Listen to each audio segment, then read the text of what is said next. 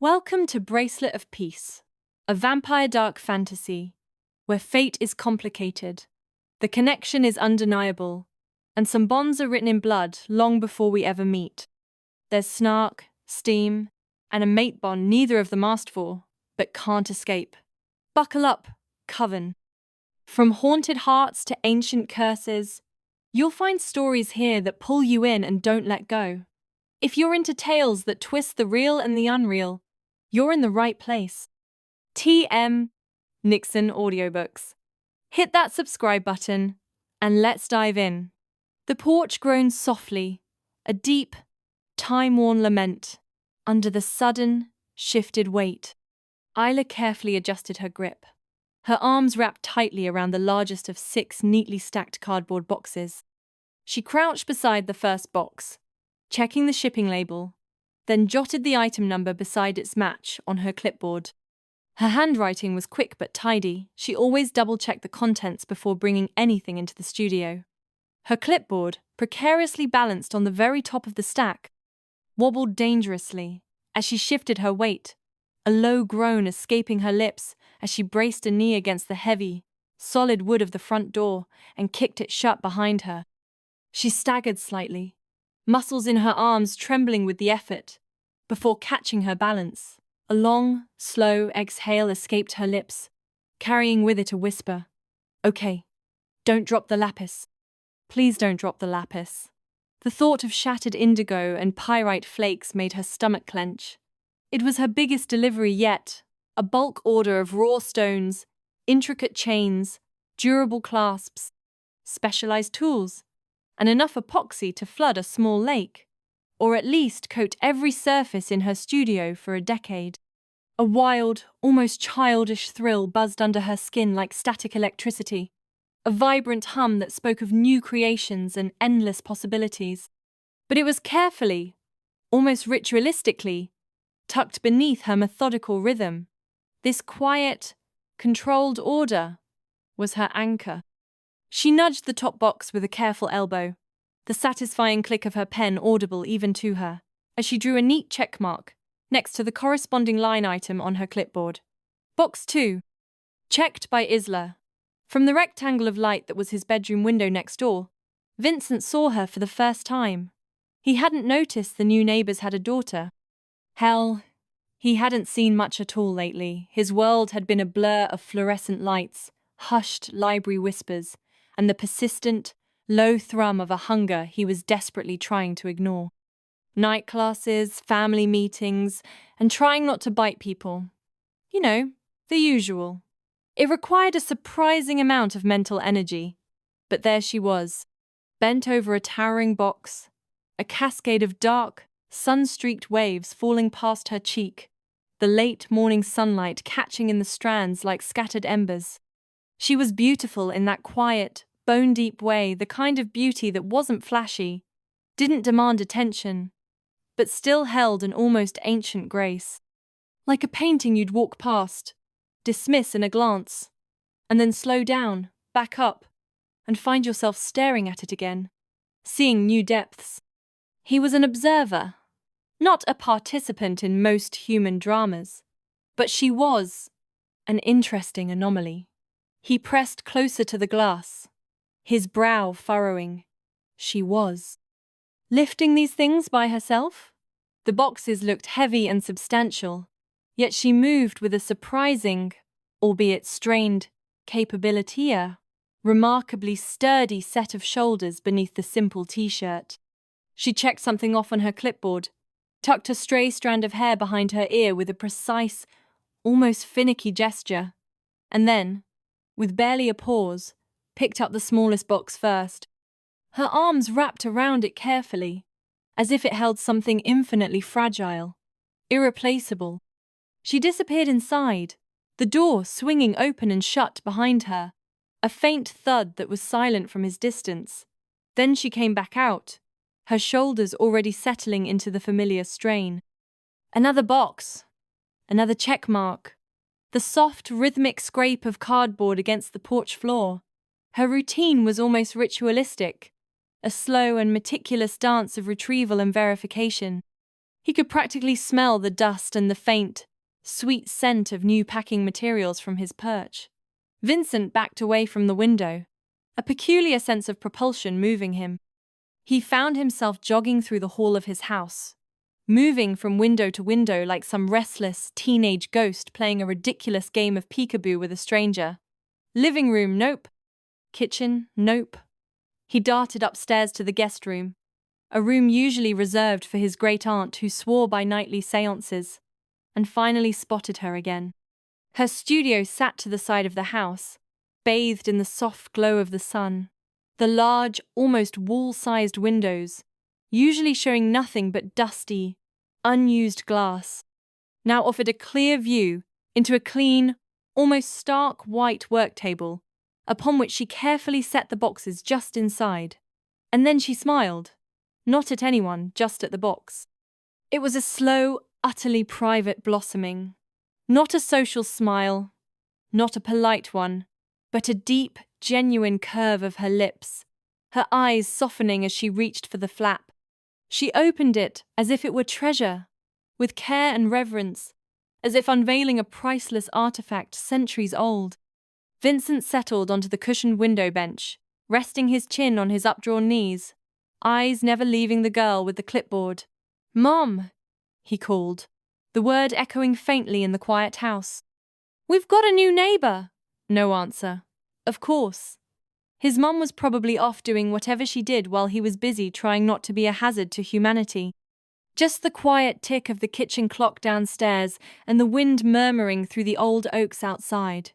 He watched as she pulled out a small velvety cloth pouch, its drawstring untied with dainty precision. Stones tumbled into her palm, glossy, coloured, cool. Even from his distance, she selected one, holding it up to the light. The deep, celestial blue of lapis lazuli, speckled with tiny, shimmering flecks of pyrite, like captured starlight. She turned it slowly, delicately, between her fingers, the gold-flecked blue catching the sun, refracting brilliant flashes of light. Her smile deepened even further, soft and real, luminous, like it came from the part of her that rarely saw daylight, a secret garden within her. Vincent tilted his head, a strange fascination gripping him. She looked peaceful, utterly, completely peaceful, weird. It was a bizarre, almost unsettling sight for someone whose world was usually a swirling vortex of ancient grudges and existential dread. He leaned back against the wall, still watching her, arms crossed, a phantom ache in his chest he ignored. A month. They'd moved in a month ago, and he hadn't noticed, not once. Which was weird, because usually new neighbors made noise, or knocked on doors, or played music too loud, or did anything else that said, "Hey, we exist." His dad had mentioned the house had sold. His mom had said something about a quiet couple with one child. A quiet couple, and their singular, entirely unremarkable child. She'd been anything but unremarkable. But Isla? She'd slipped in like mist and sunlight, a soft breath in the summer air, and set up her world behind glass. And now, here she was. Inside the studio, the air was clean, faintly scented with polished metal and fresh cardboard. Isla murmured to herself, her voice low and comforting, as she flipped pages in her stone catalogue journal. "Box 2, she confirmed, eyes scanning the meticulously organized list. "Obsidian, moonstone, snowflake agate. Yep, all here." Checked. The soft rustle of paper, the faint clink of gemstones, almost a lullaby. She moved with careful intention, her body a quiet testament to her focus. Each type of stone was carefully sorted into shallow, velvet-lined drawers, their textures cool and smooth against her fingertips. The cool, glassy sheen of obsidian, the ethereal glow of moonstone, the intricate, delicate patterns of snowflake agate. She pulled out a small notepad, jotting tiny, illegible notes in the margin of her book, her hieroglyphs of order. Her clipboard lay nearby, covered in ticks and tiny stars, her inventory logs. She wasn't in a rush. This wasn't work. It was meditation. This was her favorite part. Organizing. The planning. The calm before the creative storm. Her anxiety, always lurking just behind her ribs. A constant, low hum. A nervous butterfly in her stomach. Was quiet today. Each successful checkmark, each perfectly placed stone, was a small victory against the chaos she often felt swirling within her. As long as she had her checklist, her stones, and her studio, she was okay. Sometimes more than okay. She lifted a small bag of pre-wired ring bases, their delicate loops gleaming, and let out a soft breath, a gasp of pure relief and anticipation. Finally, next door. Vincent rubbed the back of his neck, a familiar tension settling there. She was different. He knew something was different. His existence was a tapestry of ancient, unspoken rules and primal urges, his family having lived differently for generations. But this girl? She had a whole rhythm he couldn't read, an enigma wrapped in sunlight and semi-precious stones. Quiet, purposeful, mysterious, and that smile. He'd seen centuries of smiles, from the truly joyous to the utterly deceptive, from the forced pleasantry of a courtesan to the cruel twist of a conqueror. Hers wasn't one of them. It was real. He stood. His legs seemed to have a will of their own, already halfway down the stairs before he even realized he was moving. "I'm just being neighborly," he muttered to himself, grabbing a dark hoodie from a hook near the door. "Friendly. That's all. Normal. Right, because vampires were famous for their neighborly charm." He paused at the door, one hand on the cool metal of the handle, his gaze dropping to the silver ring on his right hand. The cool weight of the silver daylight ring, its intricate, almost forgotten crest glinting faintly. The metal flicked with a faint, brief flash of deep cerulean blue beneath the polished surface, just for a second, like a breath trapped underwater. Enchanted by a witch thousands of years ago, a silent, powerful guardian. "Thanks for the sun privileges," he said to it flatly, a dry, ancient sarcasm in his tone. "For the privilege of not bursting into flames. Cheers, ancient witch." Then he pulled the hood up, tucked his hands into his pockets, and stepped out into the sunlight. The sun, bright and unapologetic, hit his face, but he didn't flinch. He walked towards the neighboring house, towards the girl with the stones and the quiet smile. It was a year before the porch and packages, before the clipboard and stones. There was just Isla, and the weight in her chest. She sat in the waiting room of her fifth psychiatrist's office, the beige walls closing in like a tightening fist. One leg bounced so hard the clip on her sandal scraped a frantic rhythm against the scuffed tile. Her mother sat beside her, hands folded in her lap, like always the perfect mix of gentle concern and helpless resignation.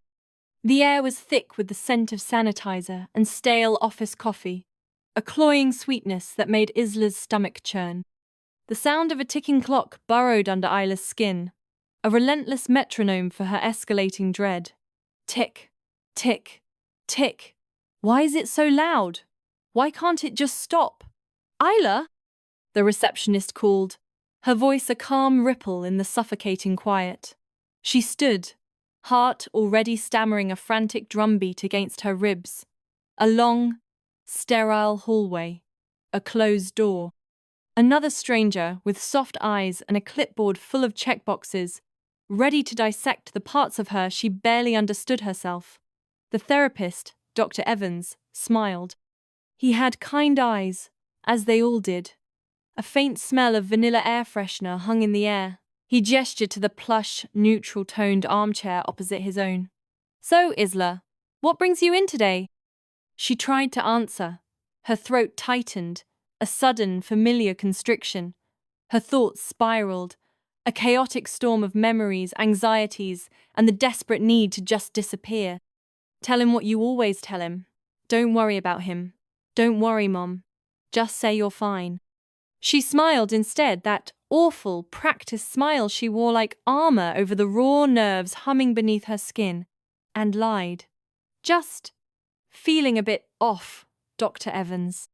You know, stressed with school. End of term stuff. He nodded, his pen hovering over the paper. And the medication? How's that working for you? Still on the sertraline? Oh, it's fine, Isla mumbled, picking at a loose thread on the armchair. Really? I think it's helping. Mostly. Another lie.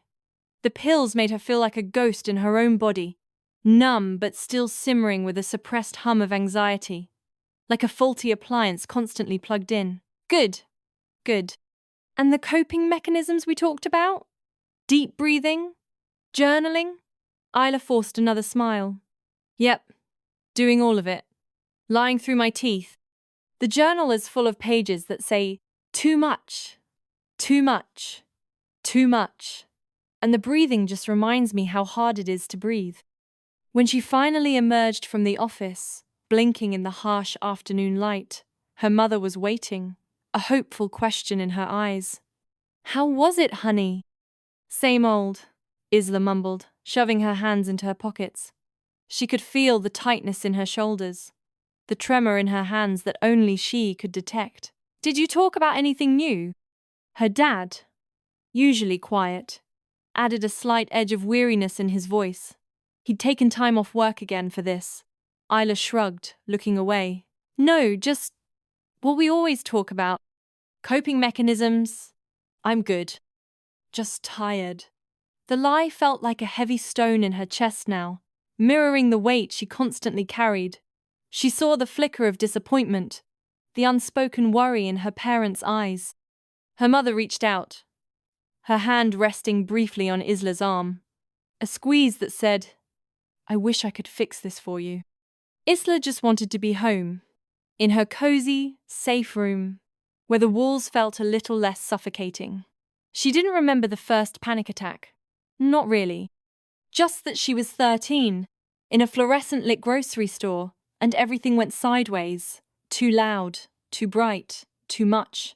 And suddenly, she wasn't in her body anymore, floating somewhere above the chaos, watching herself hyperventilate. After that, came the labels.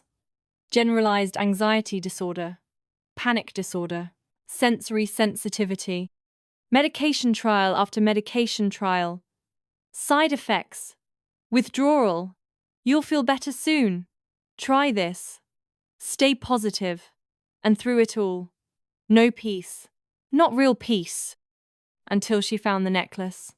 Well, she made it. It wasn't anything special at first, just something to do with her hands, a desperate attempt to ground herself. A little DIY resin kit she'd ordered online during yet another bad week, when even going outside felt like trudging through molasses. Her room was a meticulously organized haven, her desk by the window stacked neatly with textbooks and half-finished art projects. She didn't know why she picked that kit, the one with the pale blue and gold stone and a note about healing energy. Normally, that stuff made her roll her eyes.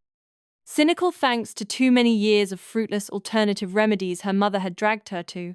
But she was desperate for something. Anything. The kit came in a small padded envelope. Inside, a simple metal pendant base, a delicate silver-plated chain, a small vial of clear resin, a tiny mixing stick, and 3 polished stones. She didn't know the names at first. She just liked how they felt. The textures, the shimmer under the weak light filtering in from the window. There was one, deep indigo blue with tiny gold veins that caught the light, like microscopic constellations. Another, soft and milky white, cool to the touch. And a third that shimmered like fire when the light hit it, just right, a raw, bronze, orange, warm, almost alive. She cleared a small space on her desk, pushing aside her notes. She laid out a sheet of folded parchment paper, then placed the stones. She didn't have a mortar and pestle, but she was resourceful. She picked up a heavy, smooth river stone she used as a makeshift paperweight, then found the blunt, rounded handle of her mother's old wooden pestle, borrowed without permission. With careful, deliberate movements, she crushed them, one by one, the satisfying thunk crunch echoing softly in the quiet room. Dust, finer than pigment, collected on the paper. Then, because it felt right, because precision and numbers made her feel safe, balanced, in control, she weighed each one. She used a precise little digital scale she'd bought online for a science project, watching the tiny numbers dance and settle. Blue, 0.87 G. White, 0.62 G. Bronze, 0.5 onig. Even if she didn't fully understand why, the act was soothing. She poured the crushed blues and whites into a small mold. The bronze-orange stone. She couldn't even remember adding it. But somehow, it was there. A faint, fiery glow at the core of the mixture. The powder mixed like stormlight and sunrise. A swirl of cosmic dust. She sealed it in resin, watched the bubbles rise and pop, then let it cure under a desk lamp. The faint, chemical scent of the resin, mingling with the dust motes dancing in the light. She sanded it smooth with the tiny piece of emery paper included in the kit, and finally, threaded the chain. When she put it on, a breath. A real breath. Her chest wasn't tight. The frantic buzzing behind her eyes, it was fading. It was like someone had quietly dimmed the world. Not turned it off, but softened the harsh edges, lowered the volume of the incessant noise in her head. Her leg, which had been bouncing uncontrollably minutes before, was suddenly still. She didn't flinch. Her shoulders sagged, a release she hadn't realized she was holding. For the first time, she didn't know how long, she just sat. A small, fragile bubble of peace settled around her. She didn't know it then, but the blue was lapis lazuli clarity and calm.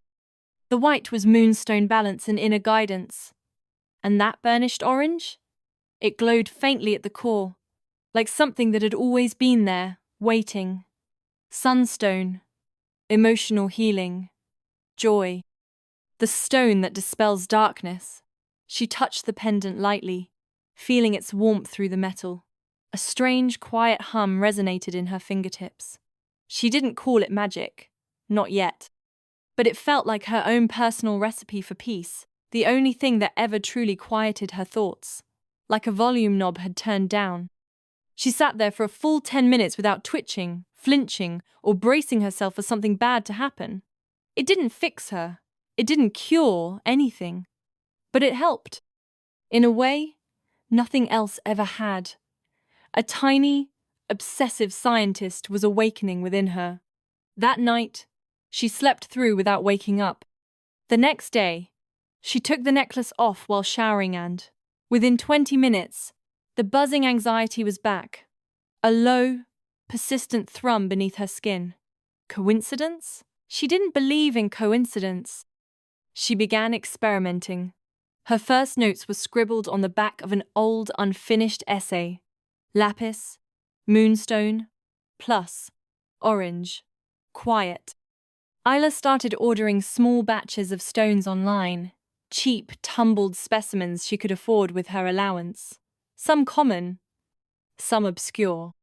She crushed them herself with her riverstone and pestle, using her father's old magnifying glass to inspect the powder. She weighed them to the decimal, using her little digital scale, and noted what the final color looked like once it was sealed in resin. Slowly, painstakingly, she started a new journal. Not the one for her therapist, not the one detailing her anxiety metrics, but one just for the stones. Every stone had its page. She'd sketch its raw form, note its weight, its color, its texture. Then, the powder, its hue, its consistency, and most importantly, the feeling. Her notebook filled up with patterns. Blue combinations calmed her breath, making the world feel distant, muted. Green helped her focus, sharpening the edges of her thoughts. Reds made her jittery, raising her heart rate immediately. Purples gave her strange, vivid dreams. She never told her therapist, never told her parents. Because it didn't feel like something you explained. It felt like something you knew, deep in your bones. It was too personal, too profound, too unscientific for them to truly understand. They'd question it, suggest it was a placebo effect, and try to analyze it away. This was hers. She kept her creations in a small velvet box under her bed. 1 necklace, 2 bracelets, a ring. Earrings she only wore once and immediately took off when the world went fuzzy, a chaotic symphony of sensation.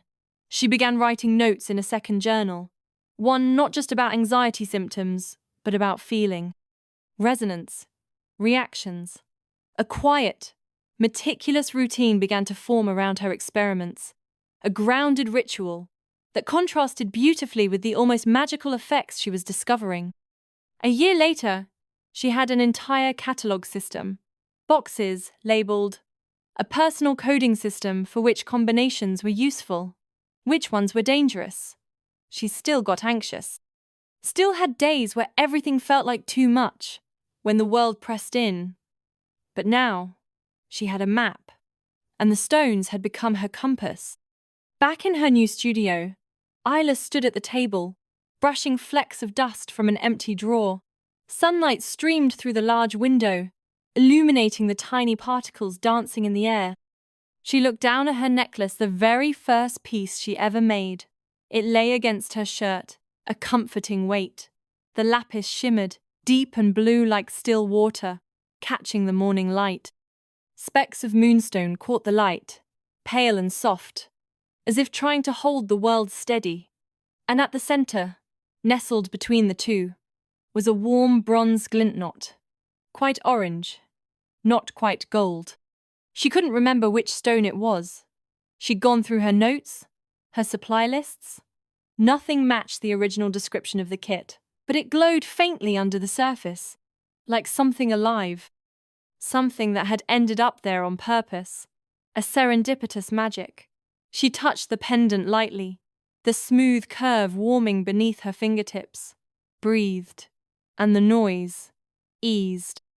She smiled, not because the world was fixed, but because, for the first time, she'd made something that helped, even if she didn't understand how. This was her truth, a quiet, empowering secret. Then she opened the first box and reached for her clipboard. The work was just beginning. The soft knock on the front door startled her. Isla paused in the middle of unsnapping a velvet pouch of new stones, her fingers frozen over the drawer. She wasn't expecting anyone, not her parents, not a delivery, not anyone. She stood slowly, brushing her hands on the sides of her hoodie and crossing to the door. Sunlight streamed through the stained glass transom above, casting a kaleidoscope of colors across the hallway floor. The faint scent of peppermint tea, still warm in her mug on the workbench, hung in the air, mingling subtly with the cleaner, sharper smell of cured resin. When she opened it, she almost forgot how to blink.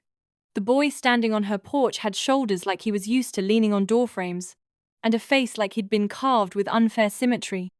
His dark hair was tousled just enough to look effortless, and his hoodie looked like it had been borrowed from a slightly cooler version of himself.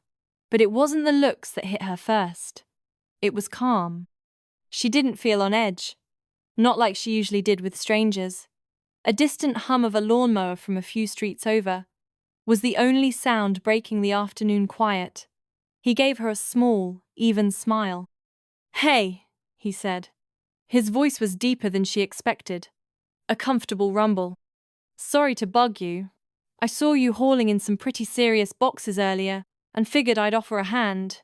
You looked like you were wrestling a small bear with that last one." Isla blinked. Her brain scrambled for actual words. "Oh, thanks. That's nice of you." She gestured vaguely behind her. "I just managed to get the very last one through the door right before you knocked. It was a beast." "Figures," he chuckled, a genuine sound. "Always the way. I'm Vince. he added, extending a hand slightly, then dropping it, as if realizing she might not want to shake. From next door. I didn't just appear from the forest or something. A small laugh escaped her, surprised and a little too honest. Good to know. Relief flickered through her that he didn't try to force a handshake. She tucked a strand of hair behind her ear, the familiar motion grounding her. I'm Isla. Nice to meet you, Isla, he said, his gaze drifting past her shoulder, just slightly. He didn't seem to be trying to look in, just observing what was visible from her open doorway. So, what kind of treasures were in those boxes? It looked hefty. She hesitated, then stepped back a fraction, inadvertently widening the view into her studio. The afternoon sun, though muted by the north-facing windows, cast a soft, even glow over her neatly organized workspace. Just supplies, she said. For my work. His eyes, a warm hazel, scanned the room. He didn't step over the threshold, but his posture shifted, clearly taking it all in. Isla watched him, a strange mix of apprehension and curiosity swirling inside her.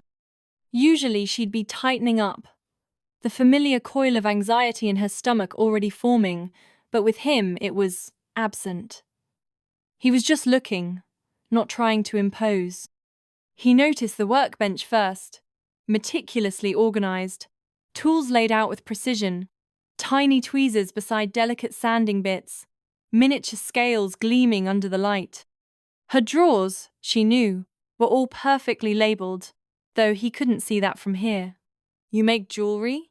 He asked, a hint of genuine interest in his voice. She nodded, a faint blush warming her cheeks. Mostly.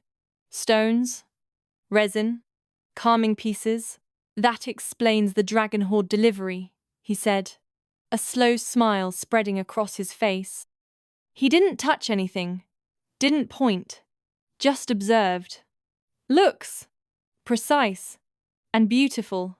That earned a second real smile from her, a little wider this time. It is. She suddenly felt a pang of nervousness. He was so kind, so easygoing. He probably wouldn't like someone like her. Someone whose life revolved around quiet work and carefully measured powders. Who probably seemed too serious, or weird. Vince smiled too, a little slower this time. He hadn't expected her voice to sound like that, soft, unhurried, with a thread of something he couldn't name. And up close, her beauty wasn't just striking. It was quiet, natural, almost unintentional, like she didn't know she had the kind of face you didn't forget. He found himself wanting to ask more, to linger, but he could sense her gentle withdrawal, the subtle way she held herself. He picked up on the scent now, not just peppermint, but something else, almost earthy, clean. Well, it was nice to meet you, Isla, he said, backing up a step, pulling himself away from the quiet pull of her studio. Seriously, if you ever need a hand with another bear-sized box, don't hesitate. I'm usually around. You too, Vince, she said, her voice softer than intended. And thanks, really. He offered her a little nod, then turned and headed back down the porch steps, hands in his pockets. He didn't look back, and somehow, that made her like him more. Isla stood in her open doorway, watching him go. He moved with an easy stride, disappearing around the corner of his house next door. She closed the door softly, exhaling slowly, a breath she hadn't realized she'd been holding. He was nice and gorgeous, but normal, in the best kind of way. Kind, easy to talk to. But the surprising thing wasn't him. It was her. Her heart wasn't hammering. Her palms weren't sweating. The familiar, suffocating grip of social anxiety hadn't tightened its knot in her stomach. It was just quiet. Why hadn't it spiked? It had been a week since Vince first knocked on Isla's door. He hadn't seen her since, but he'd watched, not in a creepy way. More like observant, curious. maybe a little overinvested in the daily status of her blinds. She didn't go out much. Not to the store. Not for walks. She vanished into her house and reappeared only briefly in that studio, which he could just make out through the slats in the fence. Most days, the blinds were open. She moved around her space like a scientist, focused, deliberate, completely in her world. Which he got. Isolation could be comforting when your normal wasn't everyone else's normal. This morning, he saw her again. She stepped out onto the porch with her clipboard, hair pulled back in that same loose twist, hoodie sleeves rolled up. A new delivery sat on the top step. 2 long, flat boxes and one awkwardly heavy-looking square one. Vince didn't think. He just grabbed a hoodie, stepped outside, and crossed the lawn. She didn't hear him at first. "Need a hand?" he said. Isla startled slightly, then turned. She relaxed the moment she saw him. "Oh, Vince." "Hey," he nodded toward the boxes. "Saw the haul. I figured I'd offer some bonus neighbor points." She smiled, soft, a little shy. "Thanks. I've got most of it, but that one's kind of a beast." "I've lifted worse," he said, and reached for the biggest one. Together, they carried everything into the studio. The moment Vince stepped inside, a complex scent enveloped him. Notes of sweet, almost floral resin, mingled with the dry, earthy fragrance of various herbs, and a faint, comforting trace of dust. His eyes widened. He wasn't sure what he expected. Maybe chaos, maybe beading kits and glitter, and fairy lights. But what he found was to structure. Large, clear jars filled with vibrant, finely ground powders, sapphire blue, jade green, iridescent gold, gleamed on a dedicated shelf. Beside them, rows of intricate silicone molds, some shaped like delicate leaves, others like geometric tessellations, lay neatly stacked. Shelves lined with labeled drawers, each bearing precise inscriptions: botanicals, dried, pigments, pearlescent, hardware, sterling, a pegboard of tools arranged by type and size, a digital scale on a polished slab of marble, notebooks, open and filled with neat handwriting, graphs, measurements, logs. It was the kind of space someone lived in, not just worked. Vince felt something inside him settle. He hadn't expected that either. He set the last box down and looked around. "This is intense. In a good way." Isla blushed slightly, brushing her hair back again. "It helps. The order keeps me grounded." He nodded. "Yeah, I get that." Isla gestured around the room, her voice softening with a quiet passion. "Every piece starts with a concept, but it's the precision that makes it real. I weigh everything, the resin, the hardener, each pigment, each tiny inclusion, down to the 10th of a gram," she explained, tapping the sleek digital scale. "Then it's about the mixing, gently, carefully, to avoid bubbles, and logging, always logging. Everything from humidity levels to curing times, pigment ratios, and even the lunar phase, if it feels right. That's how I keep track. That's how I learn what works, what doesn't, how to improve." She picked up a small, empty measuring spoon, turning it over in her fingers. "It's a science, almost. A quiet, messy kind of science." His eyes drifted to the table. A bracelet sat there, still curing from the looks of it, but finished. The resin had set perfectly, smooth and glossy. Flecks of color shimmered beneath the surface. Deep blue, soft white, bronze, mint green, and midnight black. He reached out and picked it up gently, turning it over in his fingers. The moment he touched it, he felt still. The ever-present burn under his ribs, the low, dull ache of hunger faded, like it had been muted behind glass. He blinked. Weird. He set the bracelet down, and the pang came back. Not sharp, just Present. Immediate. He picked it up again. Gone. He didn't say anything, but his brows pulled together slightly. Isla noticed the expression but misread it. You like that one? He glanced up. Yeah, it's different. She gave a small shrug. It's my latest. You can have it if you want, for helping me with the boxes. Vince looked at her, uncertain. You sure? She nodded. It's yours. I haven't even photographed it yet. And honestly, you look like someone who could use a calming bracelet. He smirked. That obvious, huh? She grinned, but didn't answer. He slid it into his pocket, careful not to jostle the resin. Thanks, Isla. She just smiled again. Anytime. That night, Vince sat on the edge of his bed, turning the bracelet over in his hand. He hadn't put it on yet, but even just holding it, the weight of it in his palm, the way the colors caught the lamplight made him feel less sharp, like the edge of his teeth dulled. The coil in his gut loosened. He didn't question it. Not yet. Downstairs, his father called up. Vince, it's time. The family's nightly ritual. Blood bags, polished glasses, the whole elegant charade of being civilized. I'm good, Vince called back. A pause. You're skipping dinner? I'm not hungry.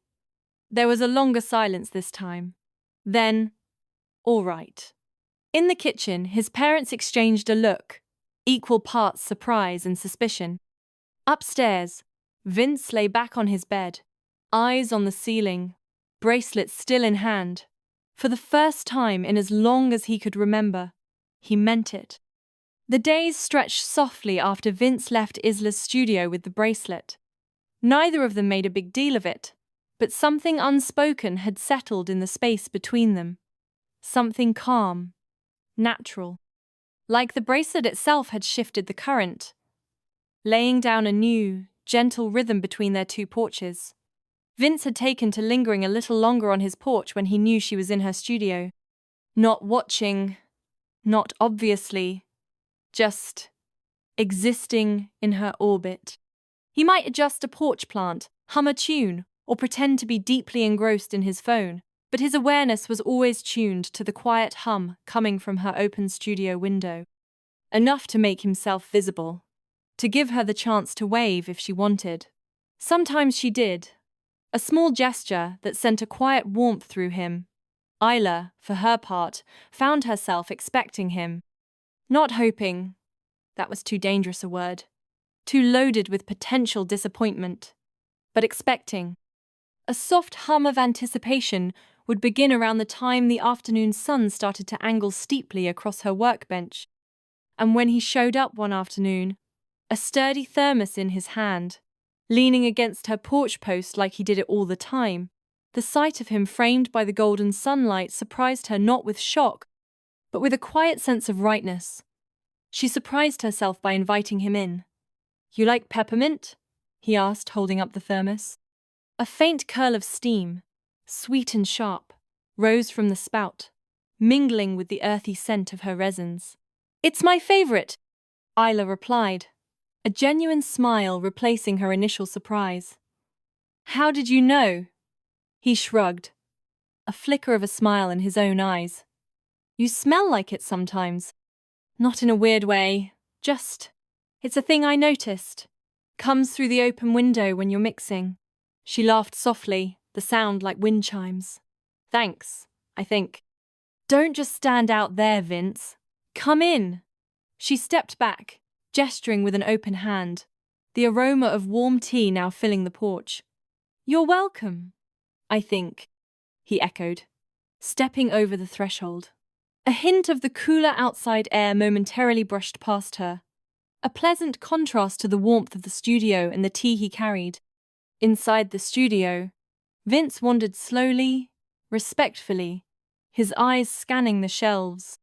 Sunlight streamed through the tall, east-facing windows, illuminating dust motes dancing in the air and highlighting the vibrant, almost jewel-like colors of the stones on her shelves. Soft, ambient instrumental music, like a gentle stream, flowed from hidden speakers, a quiet underscore to the faint click-clack sound of her tools. His gaze lingered on the little jars of crushed stone, the resin molds lined up in neat rows, the meticulously labeled drawers. He ran a hand along the edge of the workbench, tracing the clean lines. "You catalogue everything, don't you?"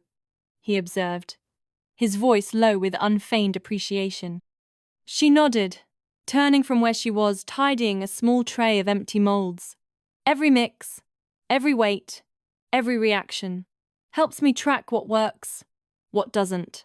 Precision is paramount. Otherwise, it's just pretty rocks."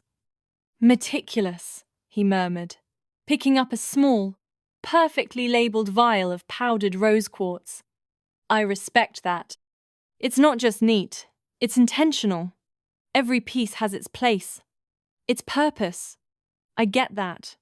She glanced at him, a flicker of surprise in her eyes. "You don't seem like the type. I pegged you for more chaotic." "I'm kind of obsessive about order," he said deadpan, setting the vial back exactly where he'd found it.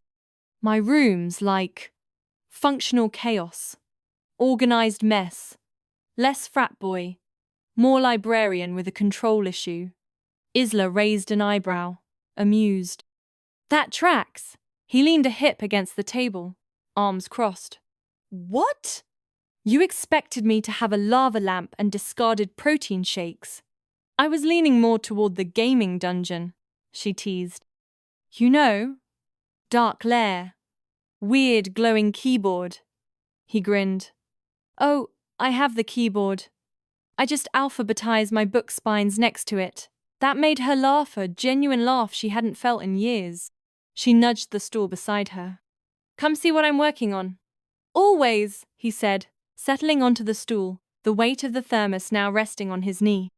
She pulled over a tray of raw stones, each arranged by color and shape, distinct and beautiful in the sunlight. "I'm experimenting with a night calm blend, mostly for grounding. Some people say it helps with nightmares. Let me guess. Moonstone, black tourmaline, maybe some amethyst," he offered, his gaze perceptive. She blinked, genuinely taken aback. "You know your stones?" He shrugged again, leaning back slightly. "I pay attention. Plus, you've mentioned them. And your labels are pretty descriptive." His lips twitched. "So, if I wanted a blend that convinced my cat to love me more, you'd need the cat's astrological chart, right?" Her laugh, bright and clear, filled the studio, making the sunlight seem to shimmer even brighter. "You joke, but some clients do get that specific." Their conversations grew, little by little, stretching into easy hours. Vince learned Isla had a deep love of mythology, especially obscure goddess tales, preferred working with music on low in the background, and drank peppermint tea like it was a lifeline. He found himself offering her refills from his thermos, the peppermint steam curling invitingly around them as they talked.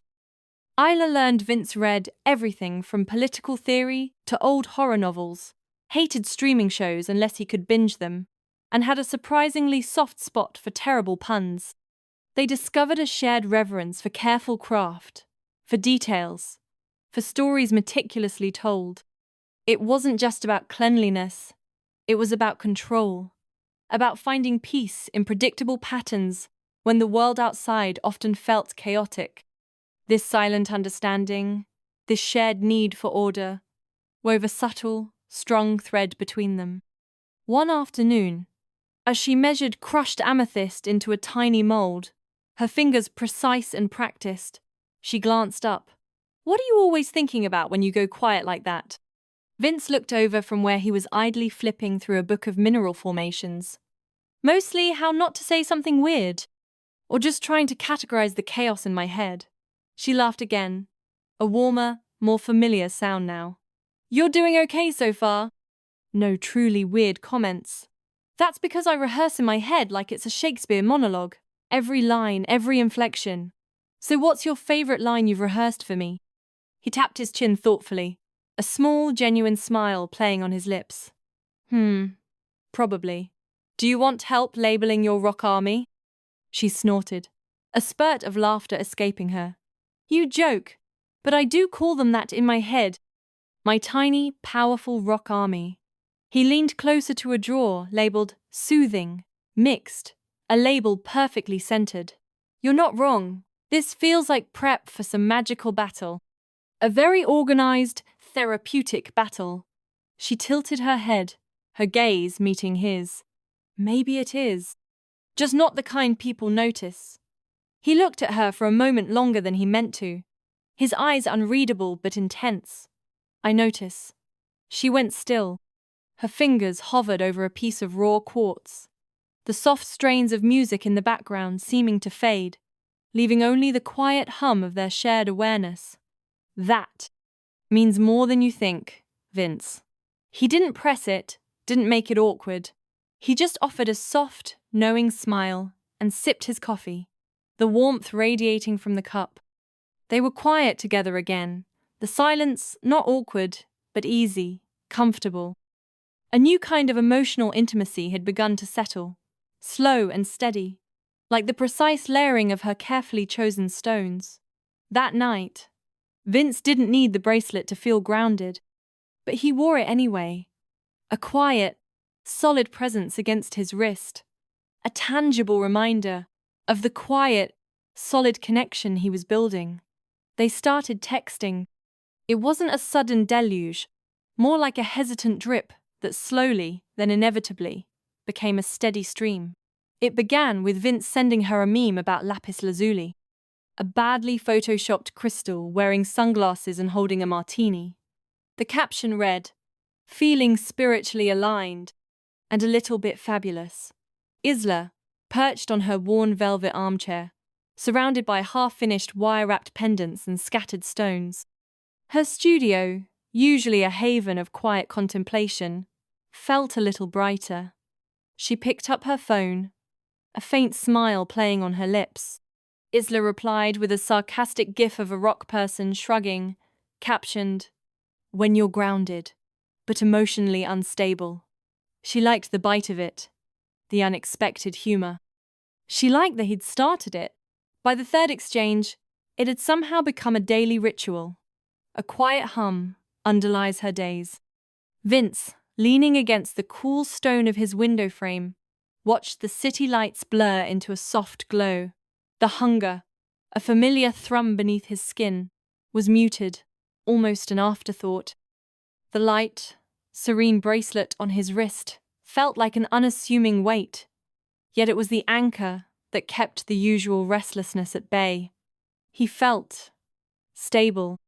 He thought of Isla, of her quirky replies, and a rare, genuine curve touched his lips. If you crush obsidian, does it scream, or just silently judge you? Isla paused mid-sip of her lukewarm herbal tea as the notification lit up her phone. Vince? Her brows lifted, and she reread the message, picturing a moody, sentient chunk of obsidian, silently side-eyeing her from the corner of her workbench. Her lips twitched.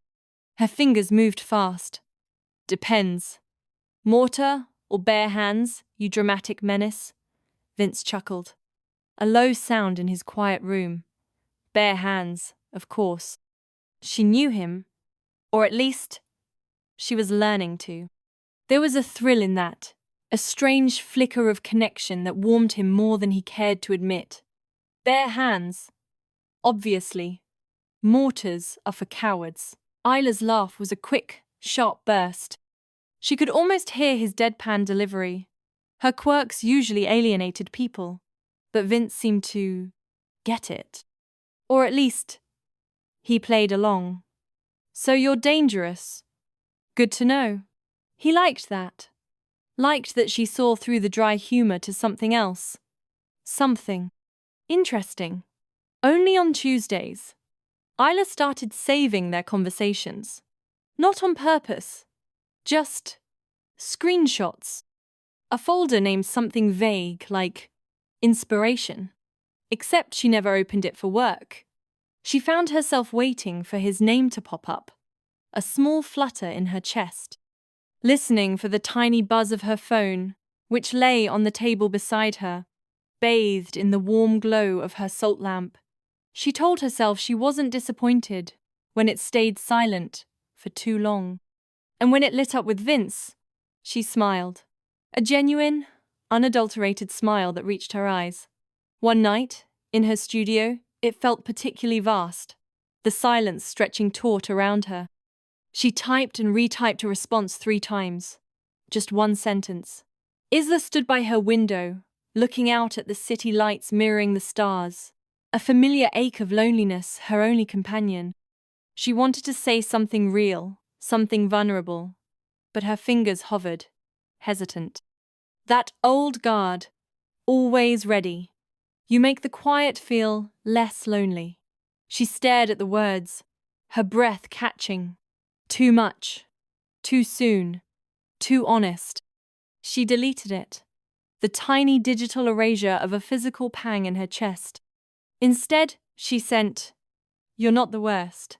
Vince was reading a particularly dense historical text when her message came through. He almost missed it, so quiet was the notification.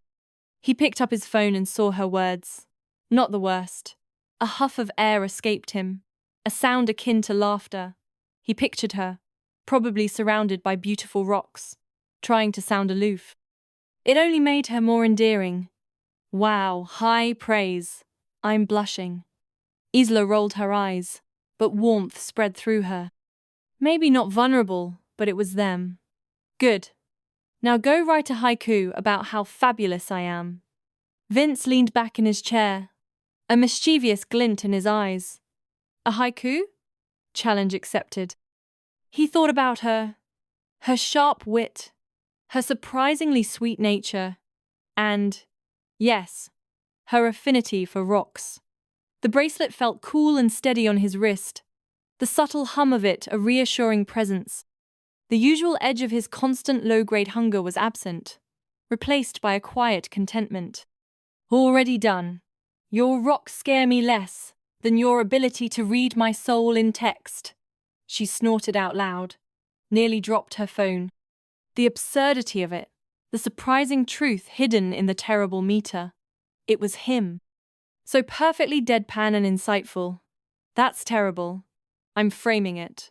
Vince, meanwhile, had stopped drinking at night. It wasn't a conscious decision. Not at first. He just found himself less drawn to it, the gnawing absence that usually drove him replaced by a quiet, almost domestic calm. He didn't tell his parents, he just quietly skipped the ritual. The hunger, which once sat under his skin like a ticking clock, was quiet now, softened, manageable. Every time he took the bracelet off, the ache returned. A reminder, not painful, just present. Wearing it made him feel like himself, like the person he was before the world had shifted, changed him, that both comforted and unsettled him. One evening, as he paced in front of his window, the city lights painting long streaks across his dark room, he typed a message.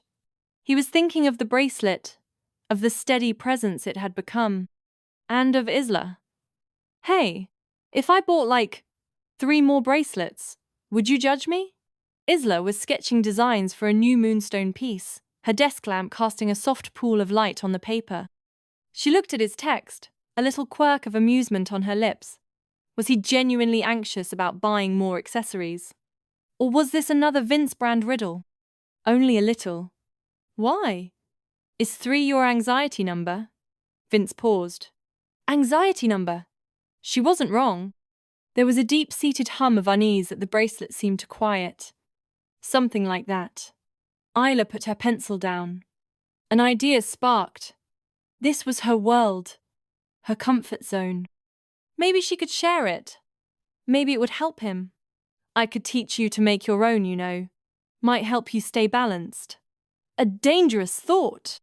He pictured himself fumbling with tiny wires, beads scattering everywhere. The very idea was absurd, but the thought of spending time with her, learning something from her, felt surprisingly appealing. He had to deflect, of course. Dangerous idea. I'd probably name them all something dumb. Isla chuckled, leaning back in her chair. Now they were on her turf. Time for some good-natured mockery. Like? Vince grinned, a rare, genuine flash. He thought for a moment, letting his dry wit take over. Calm yo fangs. Stone cold sober. Brace yourself. Isla choked on a laugh, nearly spitting tea on her carefully organized crystals. She could picture him saying each one with that perfectly straight face. The image was absurd and delightful. Okay, I'll take it back. You're banned from stonework forever. So harsh. So heartless. I'm an artist. We have standards. She felt light, untethered, a feeling she rarely experienced. This quiet, constant, this strange, witty man was becoming a comforting presence in her solitary world. He stared at her last message for a long time. The screen, a soft glow in the dim light of his room. I'm an artist. We have standards. He thought of her hands, nimble and creative, crafting beauty from stone. He thought of her sharp mind, her unexpected vulnerability, the way she made him feel seen, truly seen, for the first time in a long time. The peace that settled over him when they talked was unlike anything he'd ever known. He thought of the bracelets and how, in a way, she was his anchor now too. He typed, "You're amazing." He didn't send it. His thumb hovered, a battle waging between the raw truth of the words and the ingrained caution that had kept him safe, isolated, for so long. He couldn't. Not yet. Maybe not ever. The words felt too big, too vulnerable. He deleted them, the phantom ache of the unsaid lingering. Instead, he found a ridiculous image, perfect for their weird, wonderful dynamic. He sent a meme of a vampire wearing a crystal necklace labeled, "When you're undead but still vibing." Her reply came almost instantly, a laughing emoji and a heart. He read it 3 times before putting his phone down. The single heart, simple and warm, landed softly and truly. He lay back on his bed, looking up at the ceiling, a quiet smile spreading across his face. Somehow, it was enough. "We should invite her for dinner," Vince's mother said one evening, sipping tea that smelled faintly of hibiscus and clove. Vince blinked at her from across the table. "What, like, vampire dinner?" "No, real food. Humans eat pasta too, Vincent." "You just called me Vincent. Are we summoning demons or something?" His father glanced over the rim of his book. "Behave." Vince sighed and muttered, "You know that never works." "Still worth saying," his father replied. So they invited her. When the text from Vince popped up, "My mum wants to know if you're free for dinner this Friday." Casual, just family. Isla's stomach did a nervous flip. Dinner? With his family? Her immediate reaction was a blend of flattered excitement and crippling anxiety. She liked Vince a lot, but meeting parents was a whole new level of commitment, a social minefield she felt woefully unprepared for. What if they didn't like her? What if she said something stupid? What if she tripped and spilled something? The questions spiraled, each one tightening a knot in her chest. And Isla, after 3 wardrobe changes and 2 near cancellations, accepted. Her finger hovered over the send button for a full minute, her chest tight. She knew Vince was a little mysterious, a little odd, but he made her laugh, and he seemed to see her. This felt like a step into his world, one she both craved and dreaded. The wardrobe changes were a battle of wills. First, a flowy floral dress. Too much, too formal, too trying too hard. Then, ripped jeans and a band tee. Too casual, disrespecting his parents. She tried a sensible cardigan and slacks, but caught her reflection looking like a librarian. And she wasn't a librarian. Each discarded item landed on her bed like a rejection slip, feeding her growing panic. She'd even drafted texts to Vince, one feigning a sudden stomach bug, another a forgotten prior engagement. But each time, She imagined his slightly confused, perhaps disappointed, expression, and couldn't bring herself to send it. Just as she was about to text him with an excuse, her phone buzzed. It was Vince. "Hey," his message read. "You okay? You're being quiet. No pressure, you know. Just my weird parents and me. It'll be fine." A wave of relief washed over her. He always seemed to know when she was spiraling. His simple reassurance cut through the noise, reminding her why she liked spending time with him. If he thought it would be fine, maybe it would be. Finally, she settled on a soft blue sweater, its knit comforting against her skin, paired with dark jeans that felt both smart and relaxed. As a final touch, she fastened a moonstone bracelet she'd made that morning around her wrist. The stone glowed faintly against her skin, like it approved of her choice, a small anchor of calm amidst her swirling nerves. Vince met her at the door precisely at 7. He opened it and froze for half a second, his gaze sweeping over her before a small smile touched his lips. Then he cleared his throat. "Hey, you look very non-crystal ball." Isla laughed, the sound a little breathy but genuine. "Thanks. I left the fortune-telling scarves at home. Shame. I was hoping you'd predict dessert." "Chocolate lava cake," she said immediately, a playful glint in her eyes. "I read your aura." "See? I knew it." He stepped aside to let her in, and for a moment, the scent of her perfume peppermint and something warm, comforting bushed past him. Calming, familiar. Inside, the house was a revelation. Not the gothic mansion or dimly lit, antique-filled cavern she might have subconsciously imagined, given Vince's somewhat enigmatic nature. Instead, it was thoroughly, welcomingly ordinary. The ambient lighting was warm, spilling from strategically placed lamps, washing the comfortable, overstuffed sofas and armchairs in a golden glow. It smelled like fresh bread, a hint of herbs, and candle wax. Domestic, lived in, distinctly not ancient and dusty. A stack of board games sat neatly on a low coffee table, and a half-finished jigsaw puzzle spread across a card table in the corner.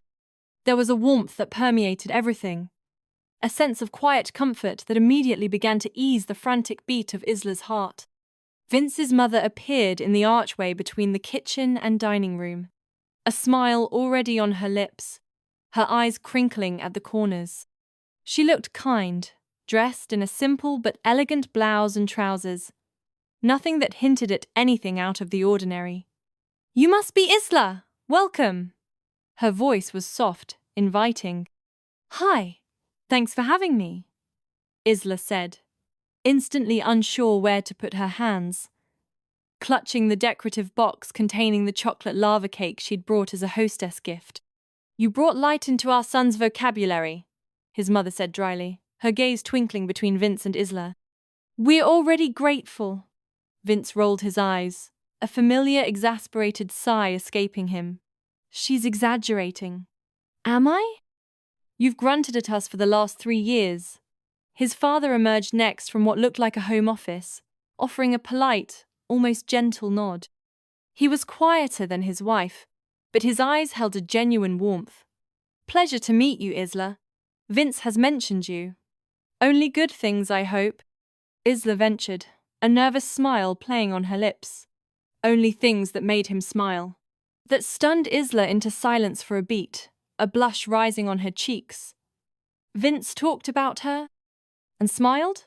She found herself smiling truly then, a genuine, unburdened curve of her lips. That's kind. Dinner consisted of homemade pasta, hearty and flavorful, a crisp green salad, and garlic bread, which no one commented on except to say it was perfectly toasted, exactly how they liked it. The conversation flowed easily, effortlessly. Vince's parents didn't press or pry. They simply asked open-ended questions and listened.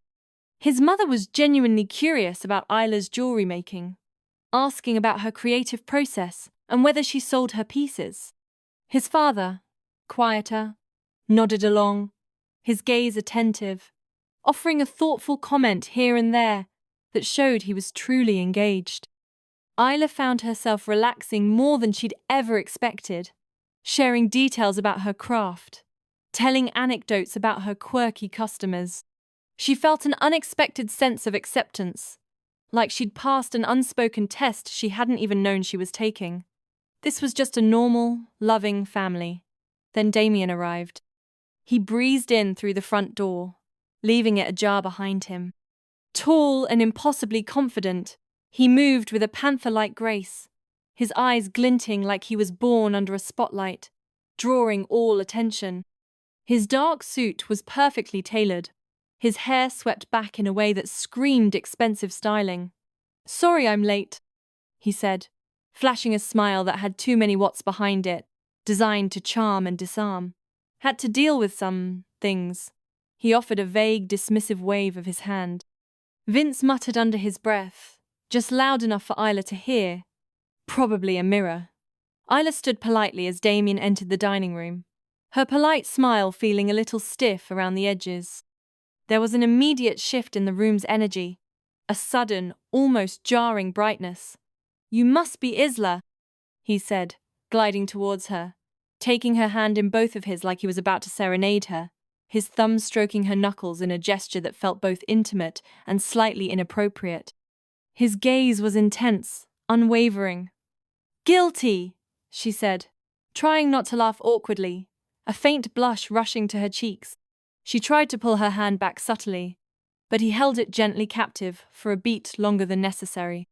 "You are just as lovely as Vince made you sound." His tone was smooth as velvet, his eyes never leaving hers. "Did he say that?"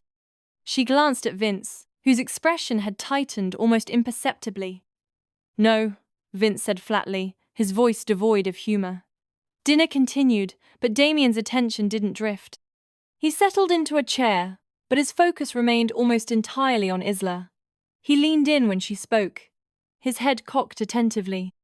He asked questions that made her pause, often more personal than conversational, and complimented her jewelry with a smirk that hovered just this side of charming, just on the edge of being a little too much. Each time, Isla's eyes flickered to Vince, a silent plea for reassurance or intervention. "This bracelet," Damien said, lifting her wrist gently again, his fingers warm against her skin. "Did you make it?" She nodded, pulling her hand back with a little more firmness this time. "This morning. It helps me stay balanced."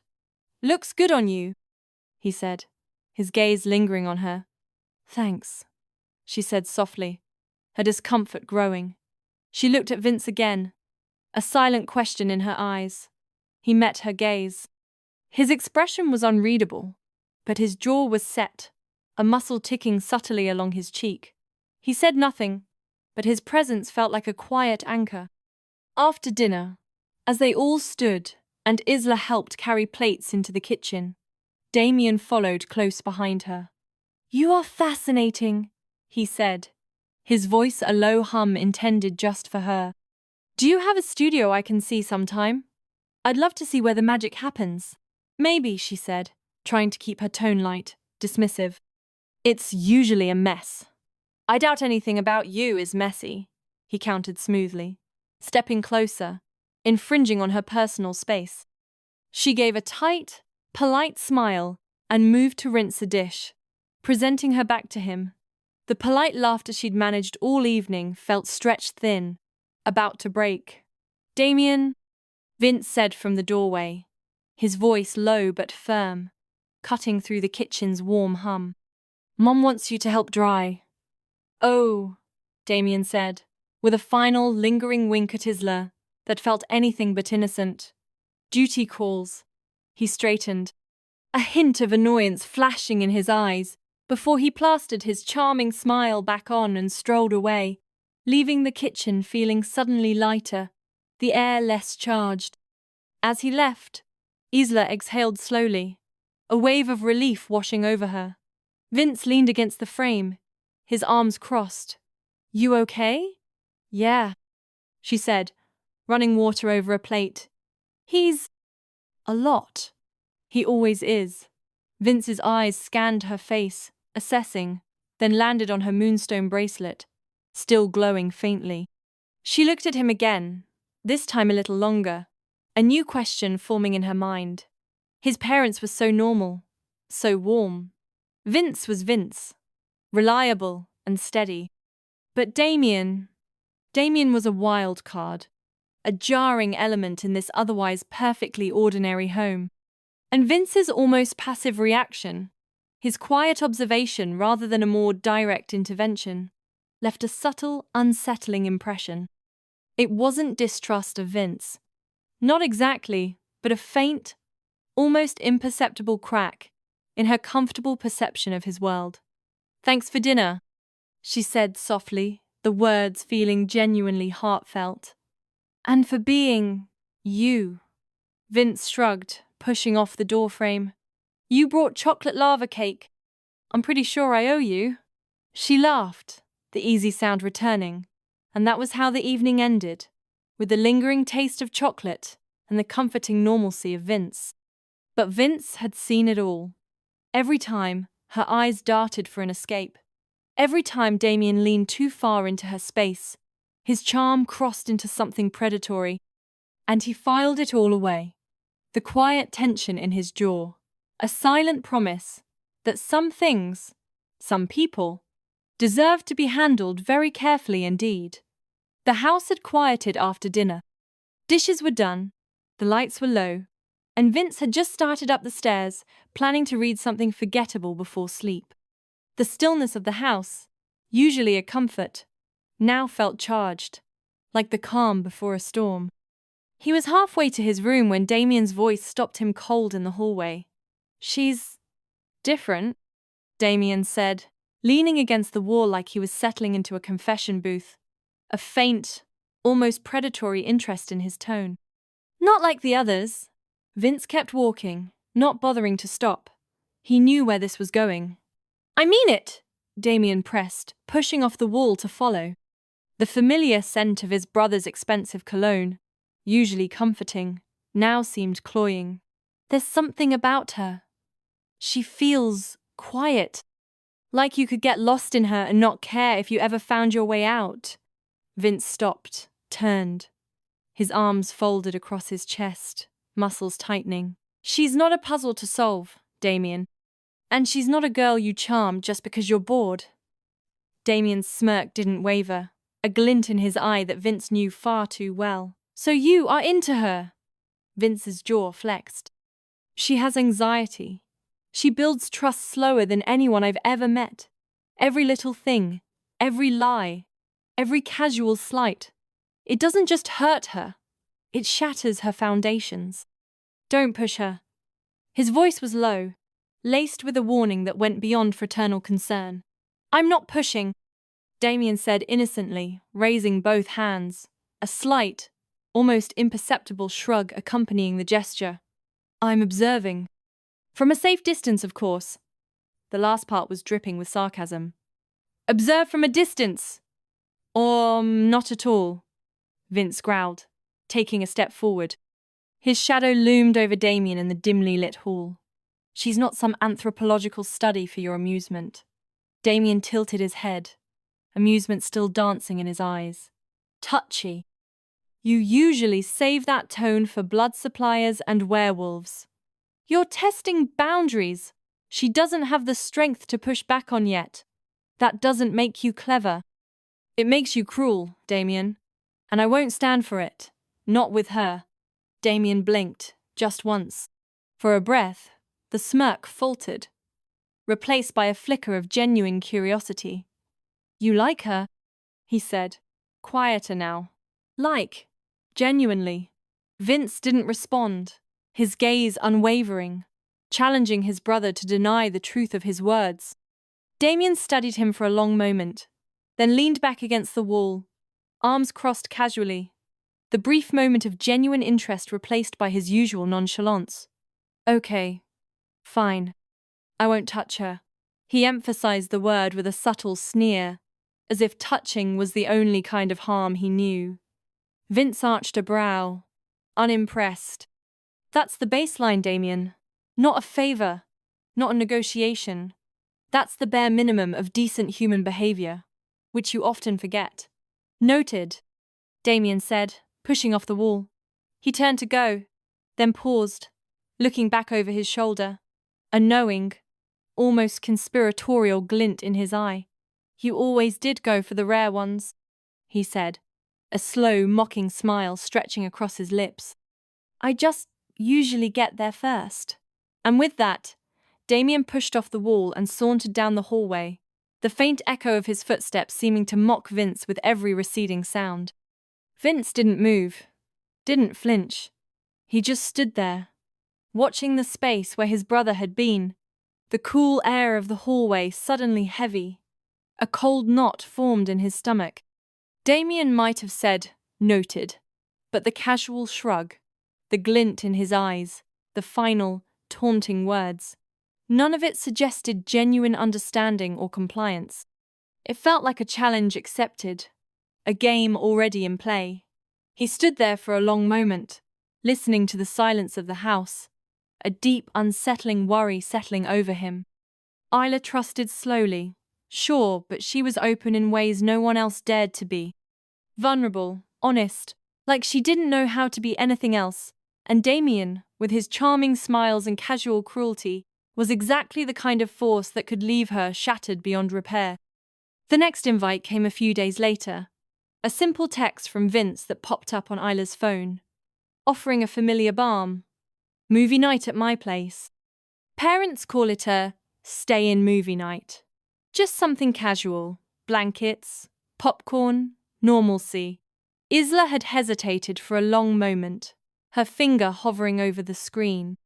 The memory of Damien's unsettling presence from the last gathering still pricked at her, but the promise of normalcy and the gentle, unspoken invitation from Vince were too tempting to refuse. She typed a quick, "Sounds lovely. Be there." She showed up a little after 7, clutching a heavy tin. A shy smile played on her lips as Vince opened the door. "I hope they're not terrible," she said, offering the tin. A warm, sweet scent of chocolate chip and something vaguely nutty wafted from it. "You made them?" Vince asked, his eyes lighting up as he took the tin, the warmth of the metal seeping into his hands. "Mostly. I stirred them. And they didn't set off the smoke alarm." She chuckled, a light, self-deprecating sound. "That's already better than half of Damien's meals." Vince deadpanned, raising an eyebrow. "Excuse you." Damien's voice boomed from the hall, appearing behind them with an easy, practiced grin.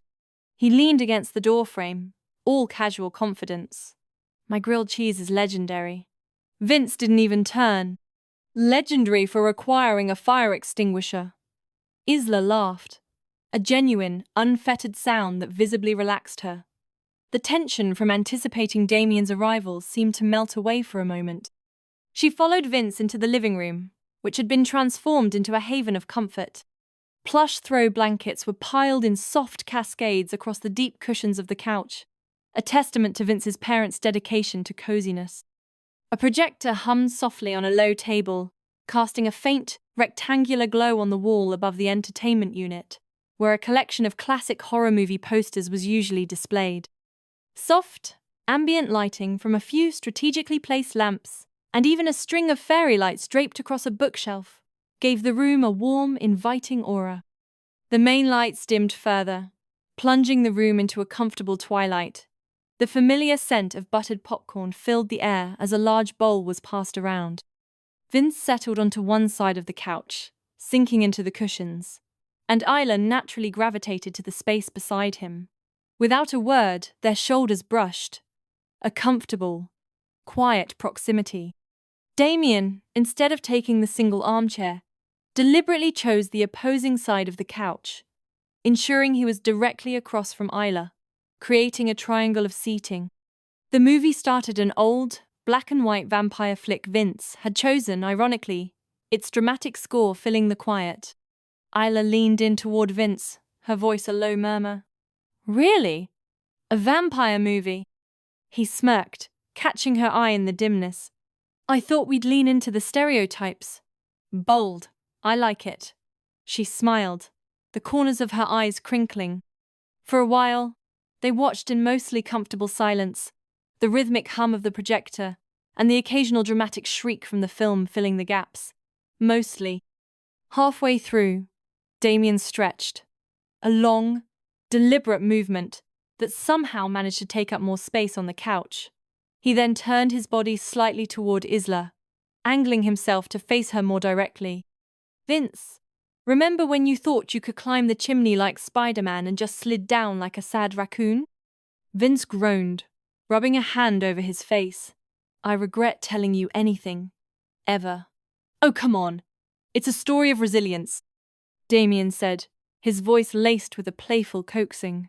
Then his hand, seemingly casual, landed on her forearm.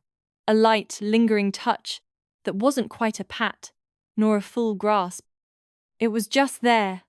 Isla flinched, a subtle tightening of her muscles, before forcing a polite laugh. Her posture shifted almost imperceptibly, pulling her knees to her chest, tucking them beneath the blanket, as if to create a physical barrier. Her smile, which had been genuine only moments ago, stiffened, becoming a strained line.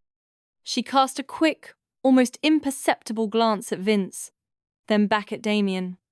I think he turned out okay, she offered, her voice a little too bright. Damien leaned in a little deeper, closing the distance between them, his voice dropping to a near whisper, as if sharing a secret. You're sweet. Not a lot of people like you around here. The implication hung heavy in the air. You're different. You're mine to appreciate, unlike the others. Thanks, Isla replied, her eyes flickering back to the screen, a clear signal she was done with the conversation. She subtly tried to ease her arm away from his lingering touch, but he didn't seem to notice, or chose not to. Another scene passed, the vampire on screen dramatically swooping down on his victim. Damien casually offered her more popcorn from his bowl, holding it out, too close, his fingers brushing the edge of her blanket. No thanks, she said, her voice a little firmer now. I'm good. Watching your figure? He asked, his gaze raking over her, a sly, suggestive smirk playing on his lips. Isla blinked, her eyes widening slightly, a flush rising on her cheeks. The question hung in the air, intrusive and unwelcome. No, just not hungry. Her voice was barely a whisper now, her discomfort palpable. She curled further inward, trying to become smaller, invisible. Vince had been watching, his jaw tightening with each of Damien's comments. At the "watching your figure" remark, he turned his head sharply, his eyes narrowing in the dim light. Damien, ease up. His voice was low, laced with a warning. Damien shrugged, meeting Vince's gaze with a feigned innocence. What? I'm being nice. She's sweet. And maybe a little lonely. He directed the last part at Isla, a condescending pity in his tone. She's not a project, Vince stated, his voice now a low growl. Or a puzzle. Isla cleared her throat gently, the sound a small, desperate plea for escape. I should probably head out, she said, her voice barely audible. It's getting late. She started untucking herself from the blankets, already slipping on her shoes, a frantic energy in her movements. Damien straightened, his easy charm instantly back online. You don't have to rush. We could put something else on. It was a long day, Isla said, her voice firm despite her haste. She stood, gathering her small bag. Thank you, though. The cookies are your payment. Vince was on his feet in an instant, walking her to the door. You okay?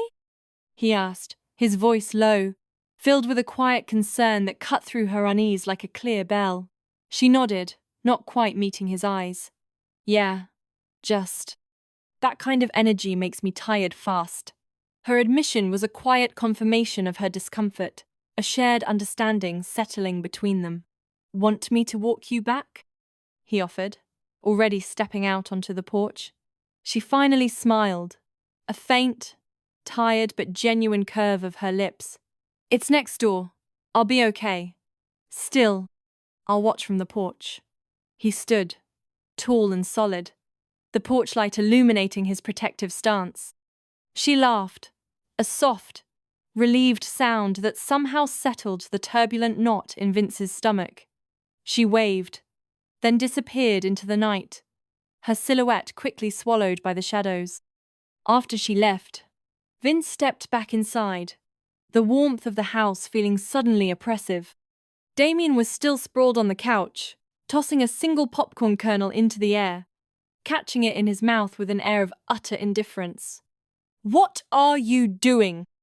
Vince asked, his voice sharper now, stripped of its earlier restraint. Damien caught the kernel, chewed slowly, his eyes meeting Vince's with a lazy confidence. "What?" "I was being charming."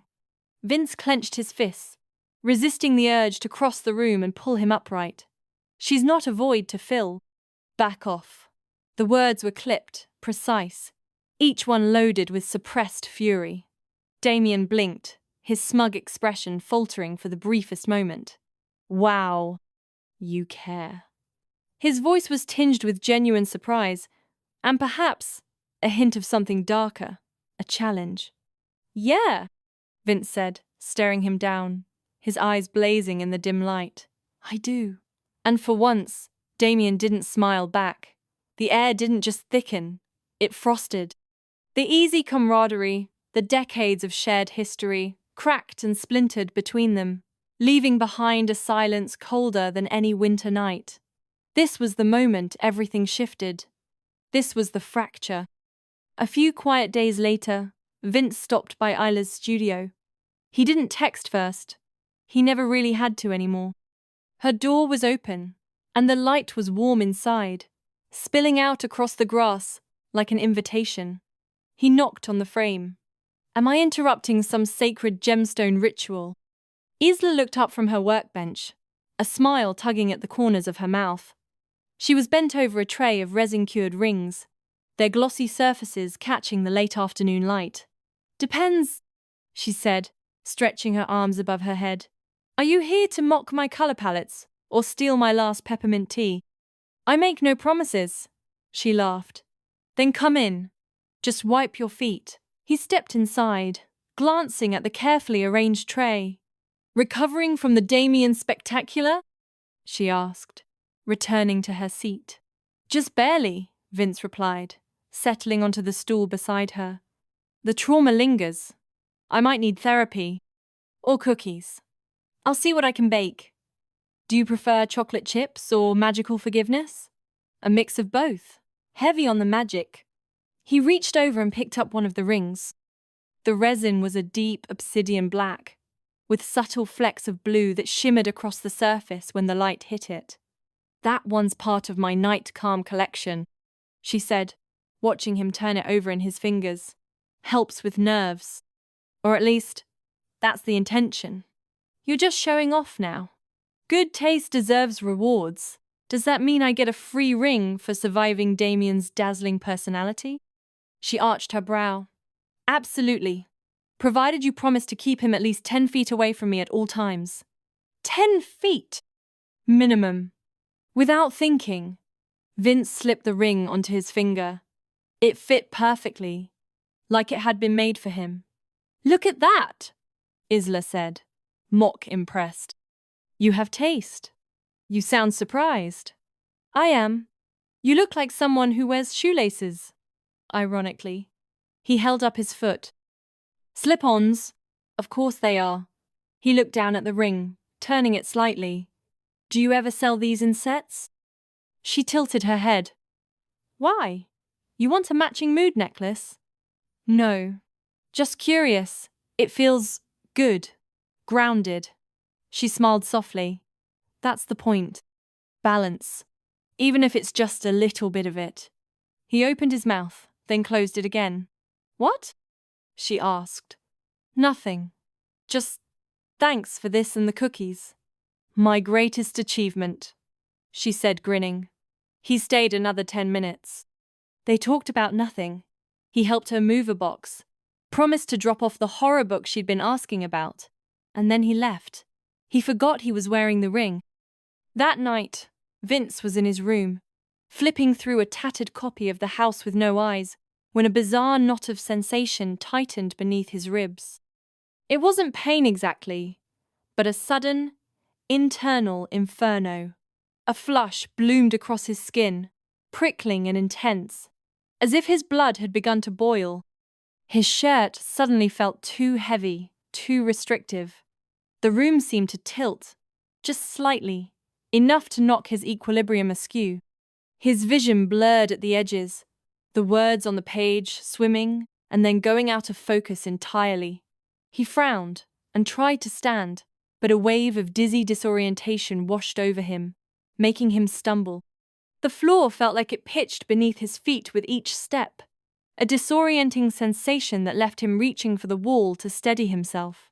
He was hot, impossibly hot, yet a shiver traced its way up his spine. His hands, usually steady, began to tremble uncontrollably, a fine tremor that quickly escalated into a noticeable shake. He tried to grip the book tighter, but his fingers felt alien, clumsy. He could hear his heartbeat, a rapid, frantic drum against his eardrums, and hunger. It was there, a familiar gnawing beast in his gut, but it was wrong, distorted. It wasn't for food, or even blood, not in the way he knew it. It was deeper, more primal, a raw, demanding ache that resonated with the strange heat in his veins. It tasted metallic, like ozone and copper on his tongue. He finally collapsed onto the edge of his bed, head spinning, trying to force his racing thoughts into some semblance of order. He took a deep, shuddering breath, trying to clear the fog from his mind. His gaze fell, almost magnetically, to his left hand, the ring. It sat there, a dark, silent disk of obsidian and silver, yet it seemed to pulse with a subtle, almost imperceptible energy. A cold dread, a counterpoint to the raging heat, seeped into his bones. He knew what this was. Or, rather, he felt a creeping certainty that whatever this was, it was connected to it. The ring. He lifted his hand slowly, turning it, the hematite glinting, the lapis a deep, unsettling blue. It felt heavier now, colder. Somehow, a knot of unease tightened in his stomach. He stared at it, a profound sense of foreboding settling over him. He wanted to take it off, to rip it from his finger, but the thought felt wrong, forbidden, as if an invisible thread now bound him to the unassuming piece of jewelry. He tried to rationalize it away, tried to blame the lingering stress of the Damien incident, or a bad batch of tonight's takeaway, or simply a growing migraine. But the more he stared at the ring, the less convincing his excuses became. He finally lowered his hand, still wearing it, unable to look away from the dark stone. He closed his eyes. The image of the ring burned onto the inside of his eyelids and drifted into a restless, dreamless sleep, the unfamiliar hum of power thrumming beneath his skin. Whatever the reason, the impulse not to remove it was strong. By morning, Vince was seriously ill. The chills had become a bone-deep tremor, a relentless vibration that coursed through him, making his teeth chatter uncontrollably despite the 2 heavy blankets piled on his shaking form. He felt hypothermic one moment, then flushed with a searing fever the next, his skin burning as if his blood had turned to molten lead. Then the nausea set in, a relentless churning in his stomach that threatened to erupt with every shallow, desperate breath. A burning sensation, deep and insidious, simmered beneath his skin, accompanied by a suffocating weight in his chest, as if an invisible hand pressed down, making his lungs labor for air. And behind his eyes, a strange, unbearable pressure throbbed, like his skull was expanding, too full of something foreign and malevolent that didn't belong. He thrashed, mumbled, and whimpered, caught in the terrifying grip of delirium through the long, dark hours. His parents found him on the floor of his room, the next dawn, crumpled beside his bed, in a tangle of sweat-drenched sheets. He was barely conscious, his body slick with exertion, his breathing ragged gasps. His mother, usually so composed, felt a cold knot of panic tighten in her gut as she knelt beside him. Her hand, trembling slightly, reached for his forehead. It was burning. "Vincent," she whispered, her voice cracking beyond her control. His eyes fluttered open, unfocused and glazed, like clouded glass. He muttered something incoherent, a tangle of meaningless syllables, while his fingers twitched restlessly against the cold floorboards. His father crouched beside him, a deep crease between his brows, searching his son's face for any sign of clarity. "Vince," he said softly. No response. Just the shallow, uneven sound of breathing and the hush of morning creeping in through the window. Whatever was wrong, it wasn't passing. And they had no idea why. They lifted him, his body surprisingly heavy and limp like a rag doll, and struggled to settle him back into bed. They tried everything: cool compresses, sips of water, a quiet, soothing presence, but nothing worked. He tossed and turned through the night, a human barometer of torment, feverish and weak, his shallow moans echoing through the silent house. His parents huddled by his bedside, helpless, watching the life drain from their son, and the memory of the ring, and something else, began to dawn on them with chilling clarity. The next morning, the rhythm of normal life felt dissonant, almost offensive. Isla was outside, immersed in the familiar comfort of her morning routine, receiving another delivery. Clipboard in hand, hoodie sleeves pushed up to her elbows, she checked off boxes of raw materials, bags of fragrant herbs, smooth, unpolished stone weights, vials of essential oils. The mundane ritual was grounding, a steady heartbeat in her otherwise chaotic world, until Damien crossed the lawn. She looked up, her brow furrowing, as his shadow, long and distorted by the early sun, stretched across her porch, eclipsing the light. He usually avoided her side of the yard. "Hey!" he said, his hands shoved deep into the pockets of his jeans, his gaze restless, not quite meeting hers. Isla blinked, surprised by his presence, and more so by his unusual diffidence. "Hi," she replied, her voice cautious. "I just wanted to say sorry." He shifted his weight, scuffing his shoe against the grass. "For being me the other night. I was a jerk." Isla arched her brow, a small wry smile playing on her lips. "You mean obnoxious?" "Yeah," Damien admitted with a half shrug, a faint blush creeping up his neck. "Pretty much, I guess." She softened a little, a flicker of genuine surprise at his sincerity. "Okay, thanks, Damien." He hesitated, rocking on his heels, a clear sign that there was more. His usual swagger was absent. "Also," he added, his voice dropping, becoming more serious, more strained, "Vince has been sick since he left your place. Like, sick. I thought you should know." Her stomach dropped, a cold, leaden weight. The clipboard nearly slipped from her numb fingers. A prickle of dread traced a path up her spine. "What?" The word was barely a whisper. "Fever. Like, bad. He didn't even come down last night. Mom and Dad said he barely spoke, he was delirious." She didn't wait to hear more. The boxes, the delivery, the clipboard, they all vanished from her awareness. One moment she was standing on her porch, the next, her blood ran cold and a primal fear seized her. She ran. Across the yard, the green lawn blurring beneath her frantic footsteps, through the side gate and up the front steps of their house. She didn't bother to knock more than once, twice, a frantic rap against the wood, before throwing the door open. Manners, at that moment, were an irrelevant luxury. Vince's mother met her in the hallway, her face a mask of profound worry, pale and drawn, fear etched around her tired eyes.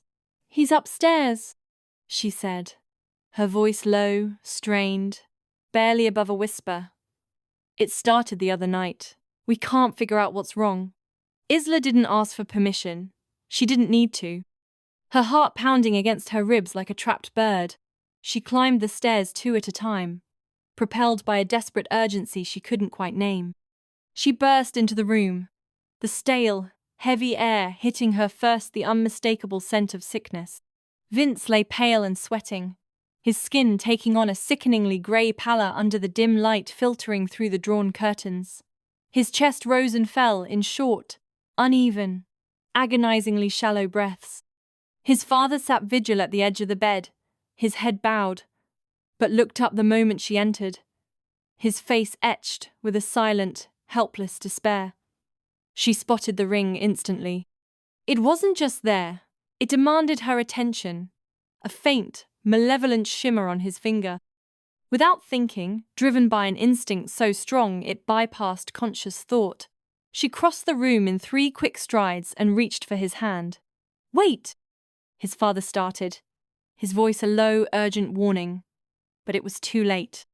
She was already there, her fingers already wrapping around Vince's clammy hand, her thumb pressing into his palm as she slid the ring free.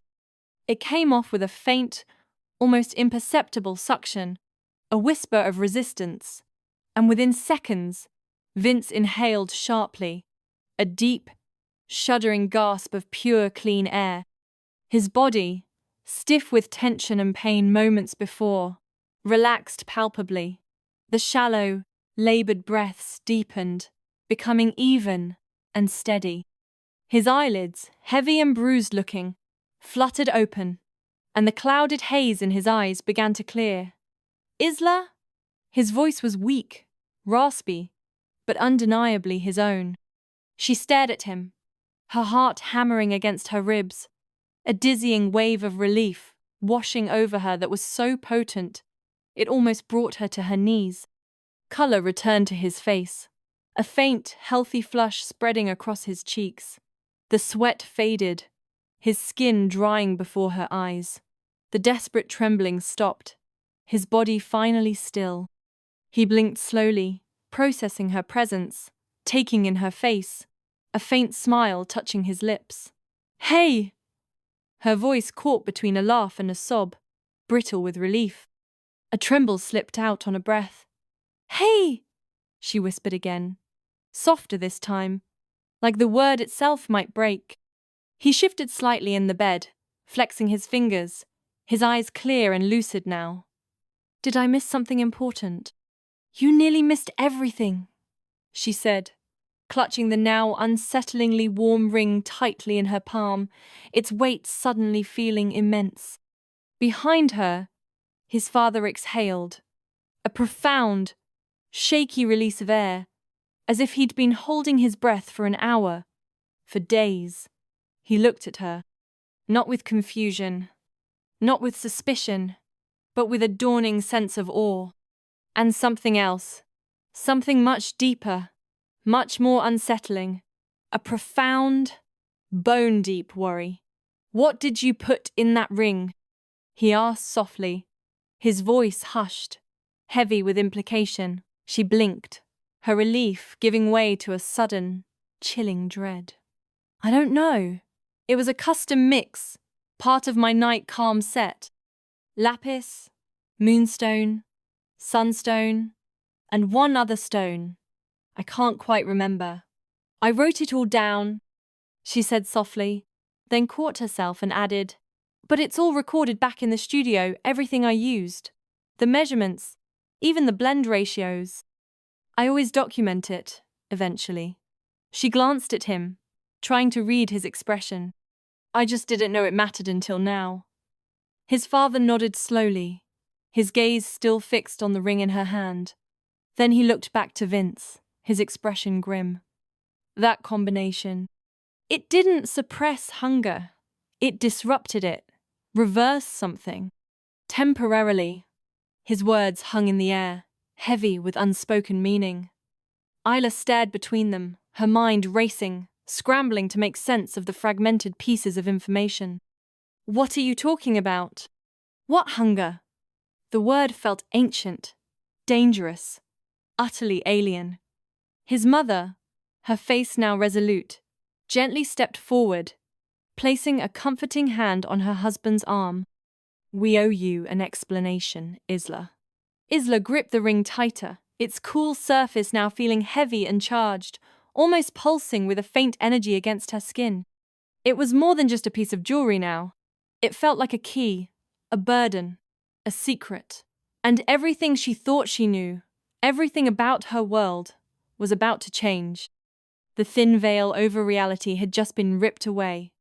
The sky outside had faded to a soft, bruised lavender, casting long, ethereal shadows across the room. Vince sat propped up in bed, looking less like a patient and more like a warrior who had barely survived his battle.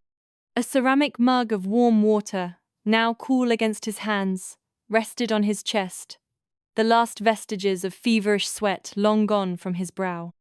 Isla sat at the very edge of his bed, her posture a delicate balance of concern and exhaustion. The silver ring, the one he'd just given her, lay carefully placed on the duvet between them, a silent testament to a recent, intense conversation. His parents lingered in the doorway, their faces etched with a shared blend of anxiety and cautious relief. They were unnaturally quiet, their usual vibrant energy muted by the weight of the last few hours. You okay? Isla asked gently, her voice a soft murmur in the hushed room. Her eyes, though tired, were still sharp, scanning his face for any lingering signs of distress. Vince managed a weak nod. Yeah, better now. A faint, self-deprecating smile touched his lips. Still feel like I lost a wrestling match with the flu, though. And the flu cheated. She offered him a tired, sympathetic smile in return. Her skin looked a little pale, strained. I'll bring you more tea tomorrow, she promised quietly. And maybe something that doesn't almost kill you. He smiled faintly at her attempt at humor, and the quiet camaraderie between them was palpable. She rose gracefully, gathering her strength. I'll give you some space, she said, her voice dropping to a near whisper. You probably need rest. Real rest. She glanced briefly at his parents, a polite acknowledgement, before turning and closing the door softly behind her. She didn't see the way his parents' eyes met instantly.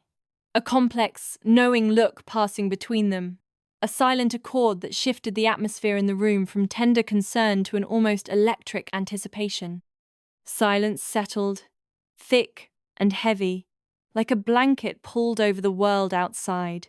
It wasn't just the absence of sound, it was the quiet hum of unspoken questions, of a profound, dawning understanding. Then Vince, with a newfound steadiness, reached for his nightstand. His fingers closed around the bracelet the one Isla had made for him days ago, a simple string of polished, earthy stones. The one he hadn't taken off since she gave it to him, even during the worst of his fever. The one that seemed to do something nothing else ever had, a subtle, constant hum of peace beneath his skin, a steadying presence that had defied his illness, or at least muted its most brutal edges. He held it out to his father, who had now stepped slowly into the room, his gaze fixed on the small object. Put it on. His father raised an eyebrow, a flicker of his usual skepticism in his eyes. Why? Vince's voice was firm, imbued with a quiet conviction his father rarely heard from him. Just trust me. After a beat, his father's curiosity won out over his reserve. He reached out, his long fingers carefully taking the bracelet. He slipped it onto his wrist, the stones cool against his skin, and froze. The transformation was immediate, startling.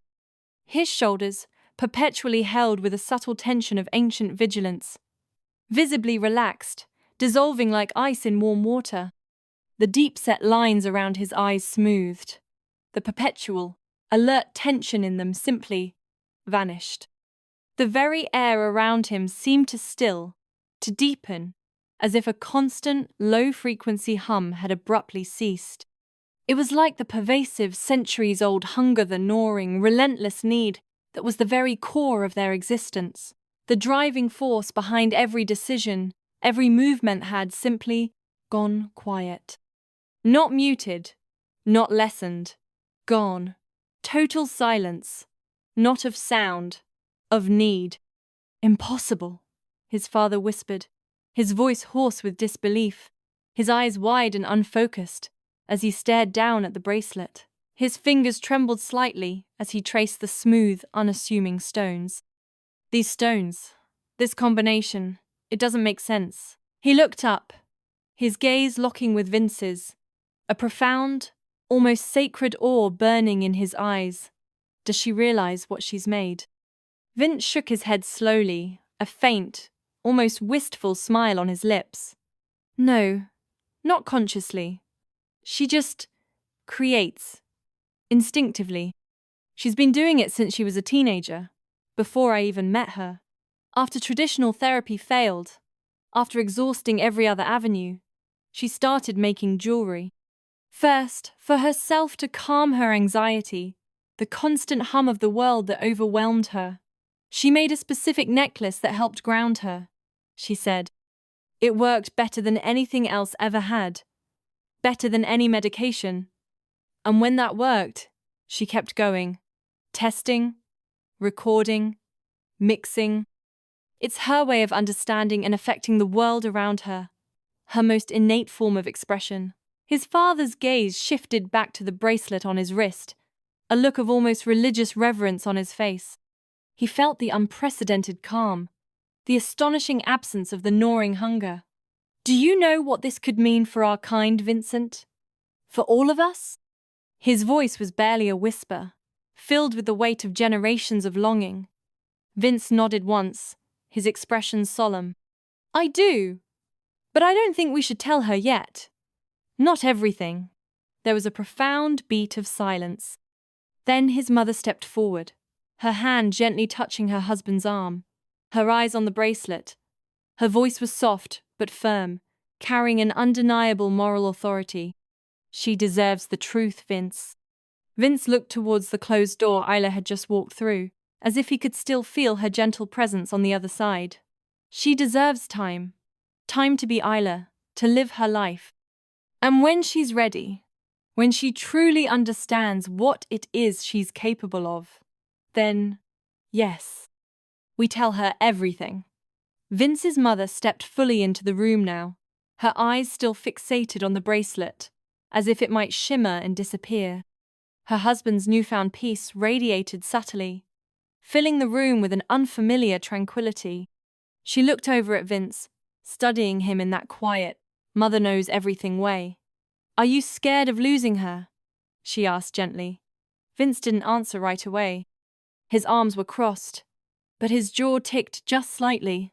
He looked down at the floor for a moment, then at the empty doorway where Isla's name still seemed to hang in the air. I don't know what we are, he admitted. But yeah, I worry. Not because she'd leave. She's not like that. He paused. It's just she's finally starting to feel steady. Seen, needed. What if all fissus, the truth, what she's made, what if it overwhelms her? His mother gave him a small smile, the kind reserved for things she knew in her bones. Sweetheart, she said, stepping closer, I don't think Isla is going anywhere. Not unless you push her. Vince let out a slow breath. I'm trying so hard not to. And that's why she'll stay. She reached up, brushed a strand of hair behind his ear like he was still her little boy for just a second longer. Can you ask her? She said softly, almost tentatively. Vince turned, a faint frown knitting his brow. Ask her what? To make more. One for each of us. Her voice was calm, steady, but it was edged with something rare in Hera, fragile, soaring hope that was usually reserved only for ancient, forgotten dreams. 3 more, if she's willing. I'll pay for the stones myself, whatever they cost. His father, still staring at his wrist as if it held the universe, nodded slowly, deliberately. The relief on his face was profound. We'll need to monitor the effect over time, of course, long-term studies. But if this holds, he trailed off, his voice thick with emotion, the implications too vast to fully articulate. This could change everything. Vince breathed out slowly. The weight of the moment settled upon him, heavy, but not unbearable. He was the bridge between these two worlds. I already asked her a few days ago. The next afternoon, Vince came by Isla's studio, hands buried in his jacket pockets, shoulders relaxed but eyes sharp, watching her as if the room itself bowed around her presence. She was already at work, a quiet hum of energy wrapped around her. Resin trays lined the sunlit windowsills, catching fragments of light, and her fingers shimmered with powdered stone dust. The air smelled faintly of lavender, citrus, and something warmer like petrichor and earth. "You always look like you just stepped out of a fairy tale crime scene," he said, head tilted, a faint grin curling his lips as he nodded at the glitter smeared across her cheek. She didn't look up. "I'll take that as a compliment. I hope it's not an insult in vampire culture. Not unless you sparkle in sunlight." She glanced up then, finally smiling. "What's up?" "Just checking in," he said casually, stepping further into the studio. Wanted to see how the bracelets were coming along. Her fingers stilled mid-reach toward a drawer. "The ones for your family?" He nodded. "Yeah. My mom said she'd cover the materials, by the way. Lapis, sunstone, whatever you need." She blinked, then straightened slowly, her expression unreadable for a beat. Then something bloomed in her chest, unmistakable and unfiltered pride, the kind that made her spine lift and her cheeks pinken. It wasn't shy. It was real. "They want them?" "They want them," Vince said, softer now. "It's not just about liking how they look. It helped." Her lips parted, but no sound came at first. She moved toward her stone shelf like it grounded her. "Okay. I know I have most of what I need, but I'll double-check my inventory tonight. I might need to order more sunstone. I've been burning through it." He leaned against the doorway, watching her. "You love this." "Of course I do," she said, brushing glitter from her fingertips onto her apron. "It's the first time someone wants something I made. Not just because it's pretty, but because it does something." She looked back at him, eyes wide. "Usually, it's Etsy orders. People want matching sets or birthstone bracelets. Nothing wrong with that, but this feels different. Like it means something." "It does," he said. She tucked a strand of hair behind her ear and gave a shaky laugh. "I know it's silly, but it makes me feel like maybe I'm not just making pretty things in a bubble. Like I could help people, be useful. Like I have a purpose." "You do," Vince said. "Way more than you realize." She glanced down at the tray, her voice quieter now. "My parents are always overseas. International contracts. They're home maybe twice a year. I'm used to being on my own, and I like it. Mostly. The quiet lets me create, but sometimes it's too quiet. Makes it easy to believe you don't matter much." "You matter," he said, his tone cutting through the air like a soft command. "Don't let the quiet convince you otherwise." She met his eyes. The moment held. "I'm really glad you asked me to make them," she said. "I'll make each one just right." Vince stepped closer, eyes scanning her work table, the scales, the color charts, the tiny vials of crushed minerals. He picked up a charm shaped like a crescent moon, then set it gently back.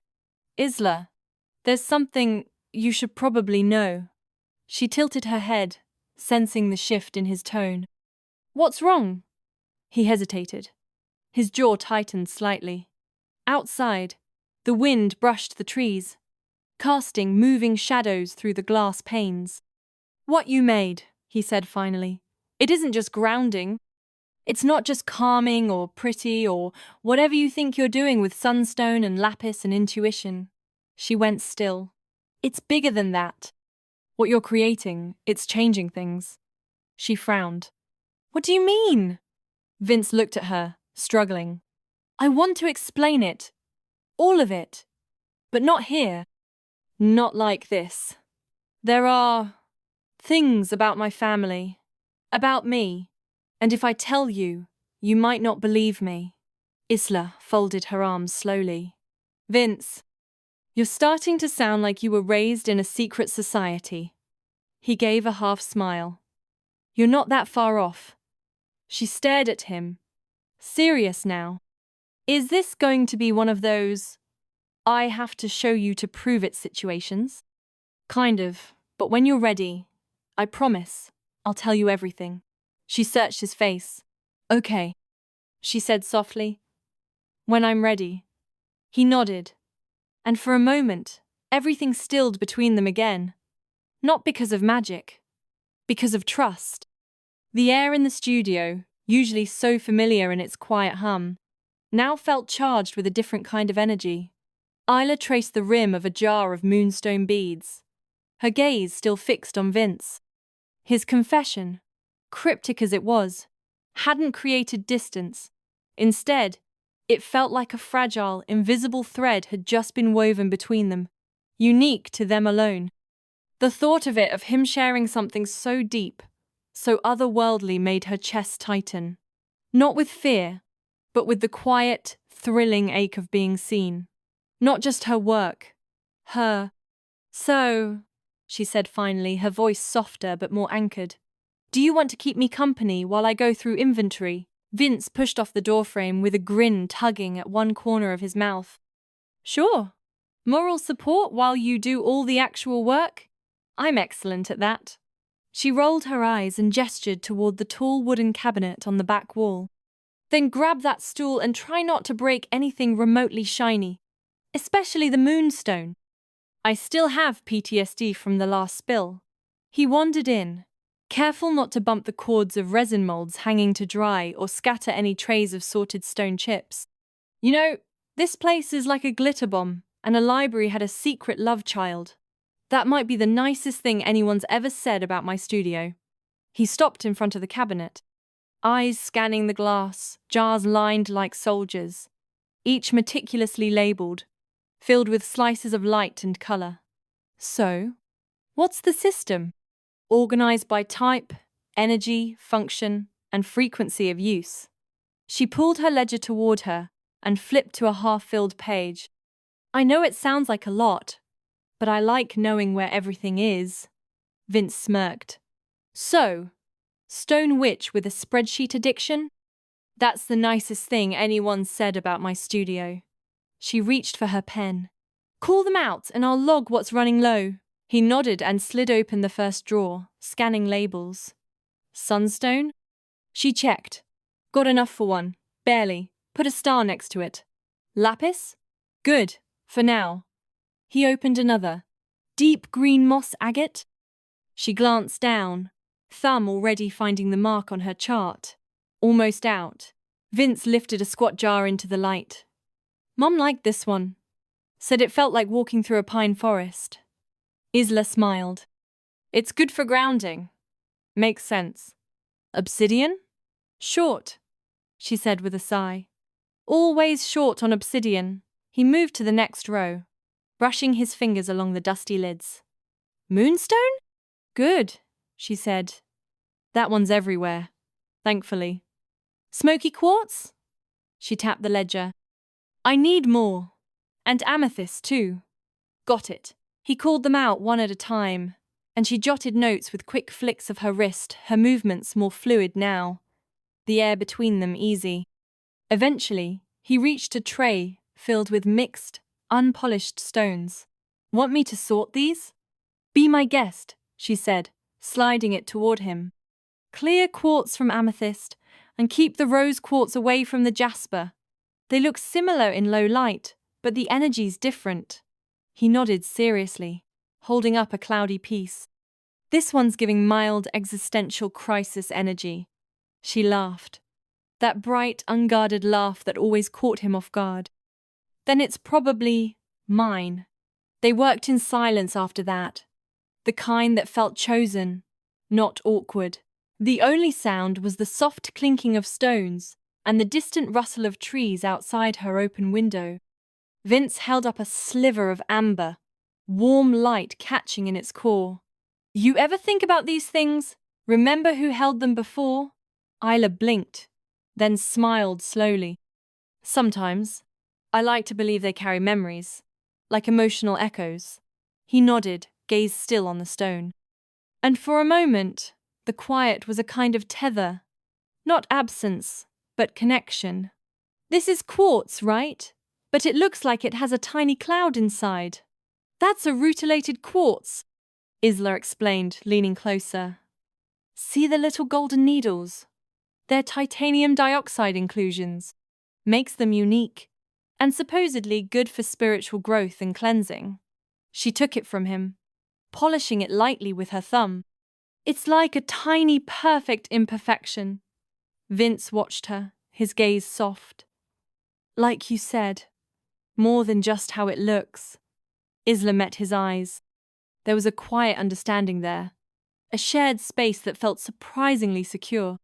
She found herself telling him about the properties of different stones, the way she intuitively combined them, the stories she imagined for the people who would wear them. He listened, truly listened, asking intelligent questions, his focus unwavering. He didn't interrupt, didn't judge, didn't rush. He simply was. As the afternoon light faded, casting long shadows across the studio, they had sorted through nearly 24 jars. Isla's initial jitters had morphed into a deep, settling calm. She felt completely at ease with him there. The quiet of her studio transformed from something empty into something shared and comforting. You know, she said, leaning back, stretching her arms above her head. When you said my family wanted more, not just being nice, it felt good. It's not just about the money from the order, or even the compliment. It's like, finally, something I poured my heart into, that came from here. She tapped her chest. Actually resonated with someone, affected them, made a difference. Vince reached across the table, his fingers gently brushing over a small, unpolished lapis lazuli stone. It did, Isla. More than you know, he repeated, his voice low. It gave them something to hold on to, something that felt real, when everything else felt impossible. His words, weighted with an unspoken depth, resonated deeply within her. It wasn't just about her parents being abroad anymore. It was about the profound isolation she had often felt, despite her love for solitude. For the first time, she felt truly seen, not just as an artist, but as someone capable of creating something meaningful, something that transcended the physical object. And Vince, the enigmatic, guarded Vince, was the one who was seeing it. He picked up a finished bracelet, one she had made for a previous order, and twirled it in his fingers. You said you liked the quiet, but sometimes it gets too quiet. She nodded, a faint blush on her cheeks.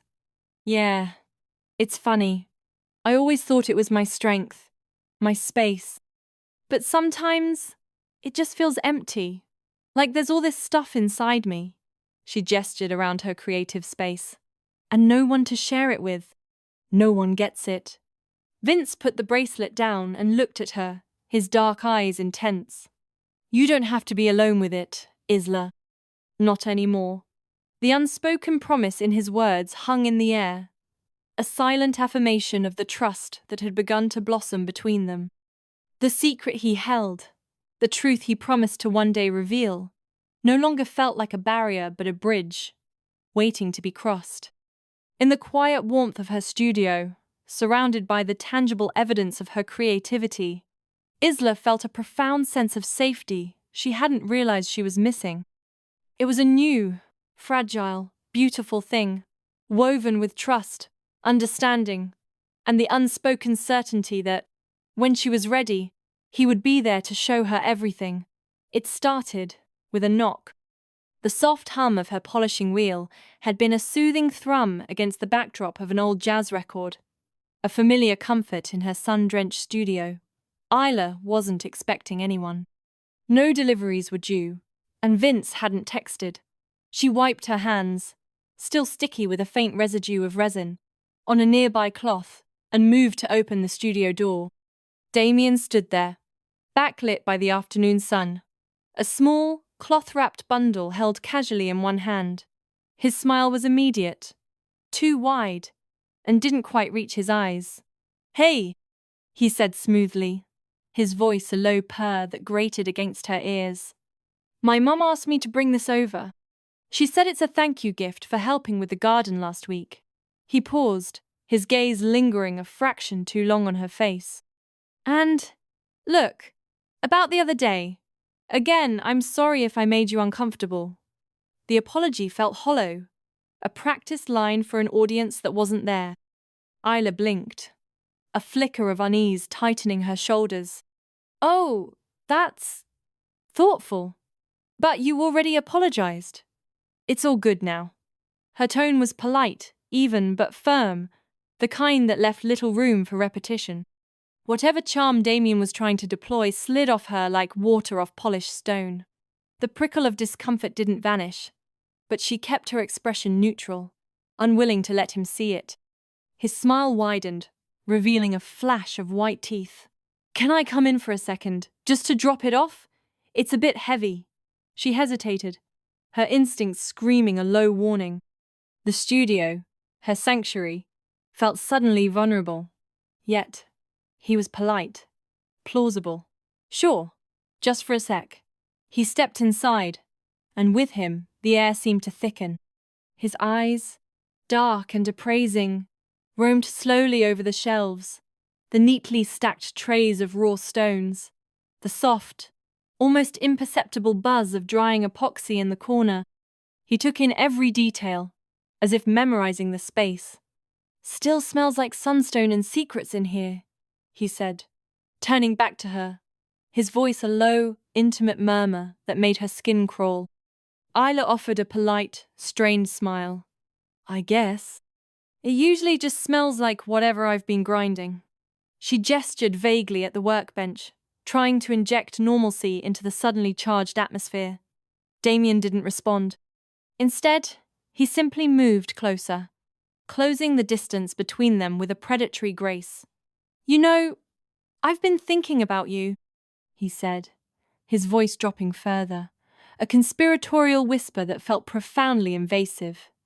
She blinked, her heart beginning to pound a frantic, erratic drum against her ribs.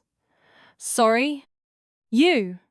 He took another step, trapping her gently between him and a tall storage unit. His gaze was intense, possessive. "You're different. Not like the girls I've known. Not like anyone." Isla's spine stiffened, a cold dread snaking through her veins. "Damien, I think I'm in love with you," he said suddenly, his voice thick with a forced emotion that was more terrifying than any anger. He was breathing heavily, his eyes glinting. "You're so beautiful. Obsessed. I can't stop thinking about you. About how much I want you. All the time." He reached for her face, his fingers splaying out, intending to cup her cheek. She backed up fast, a gasp caught in her throat, her shoulder hitting the solid, cold plaster of the wall with a dull thud.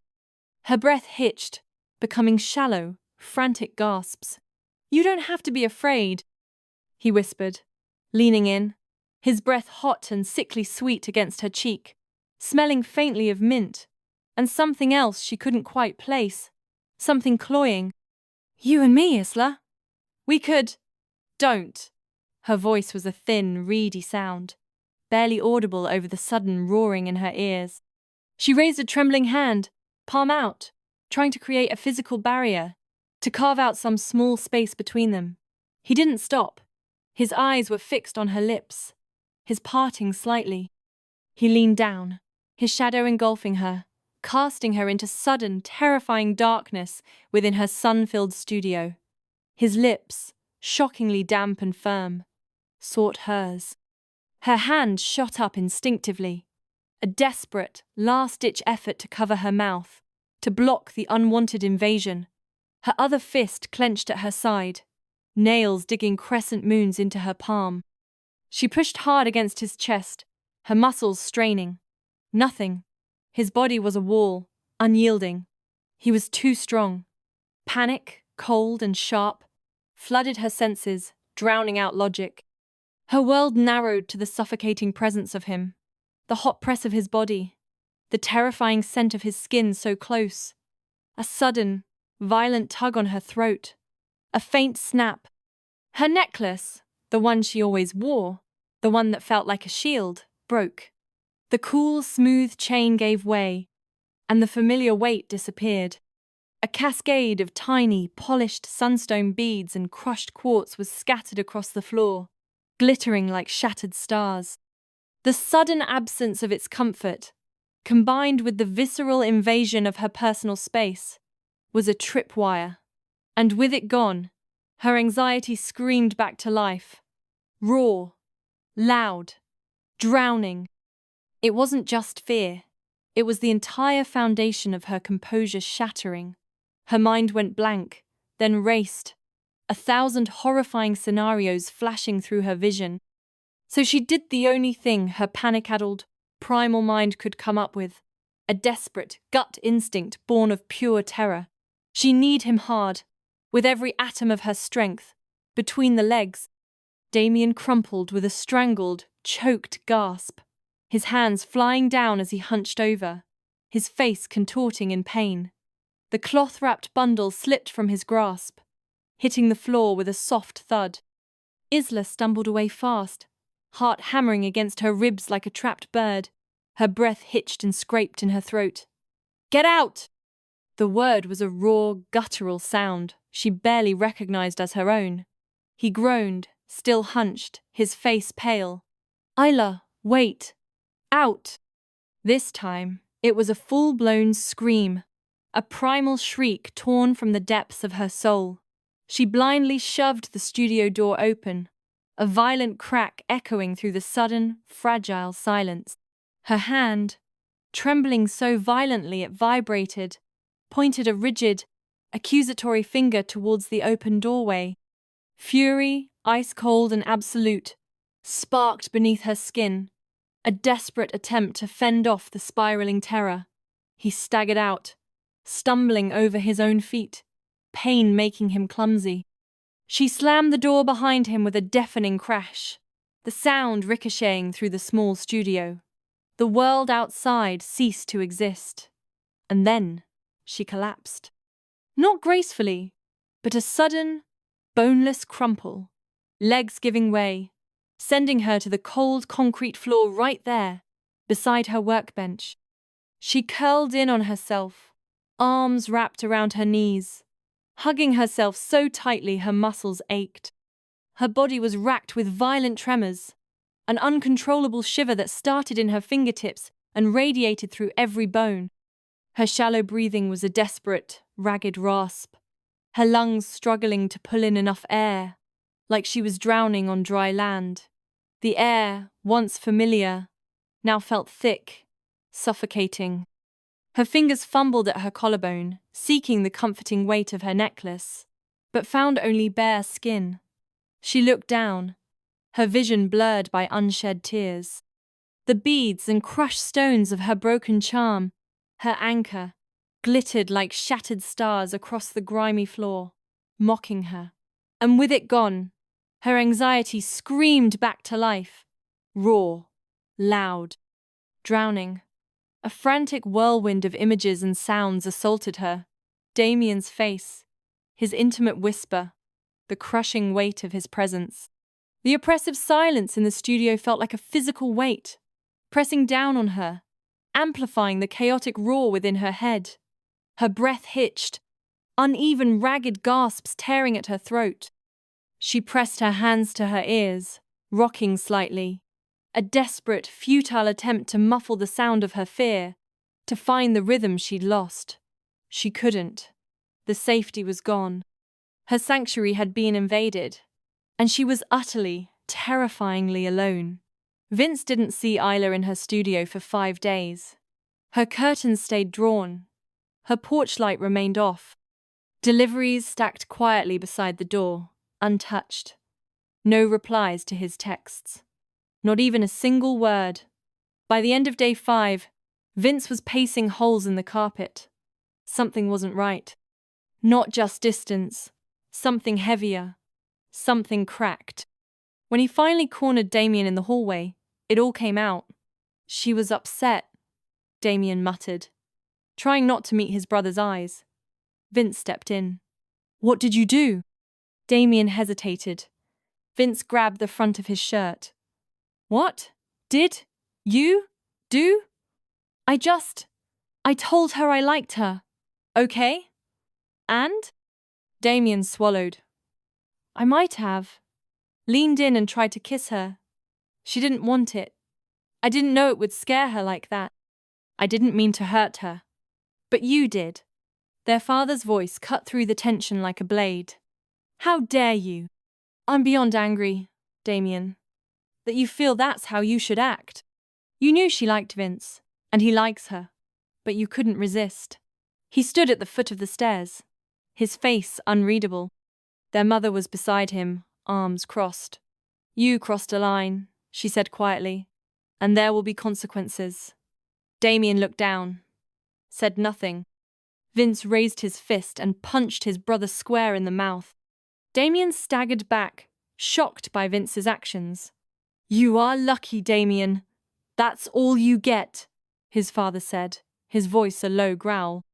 Vince turned to rush over to Isla's house, but his mother put her hand firmly on Vince's shoulder and told him she would go.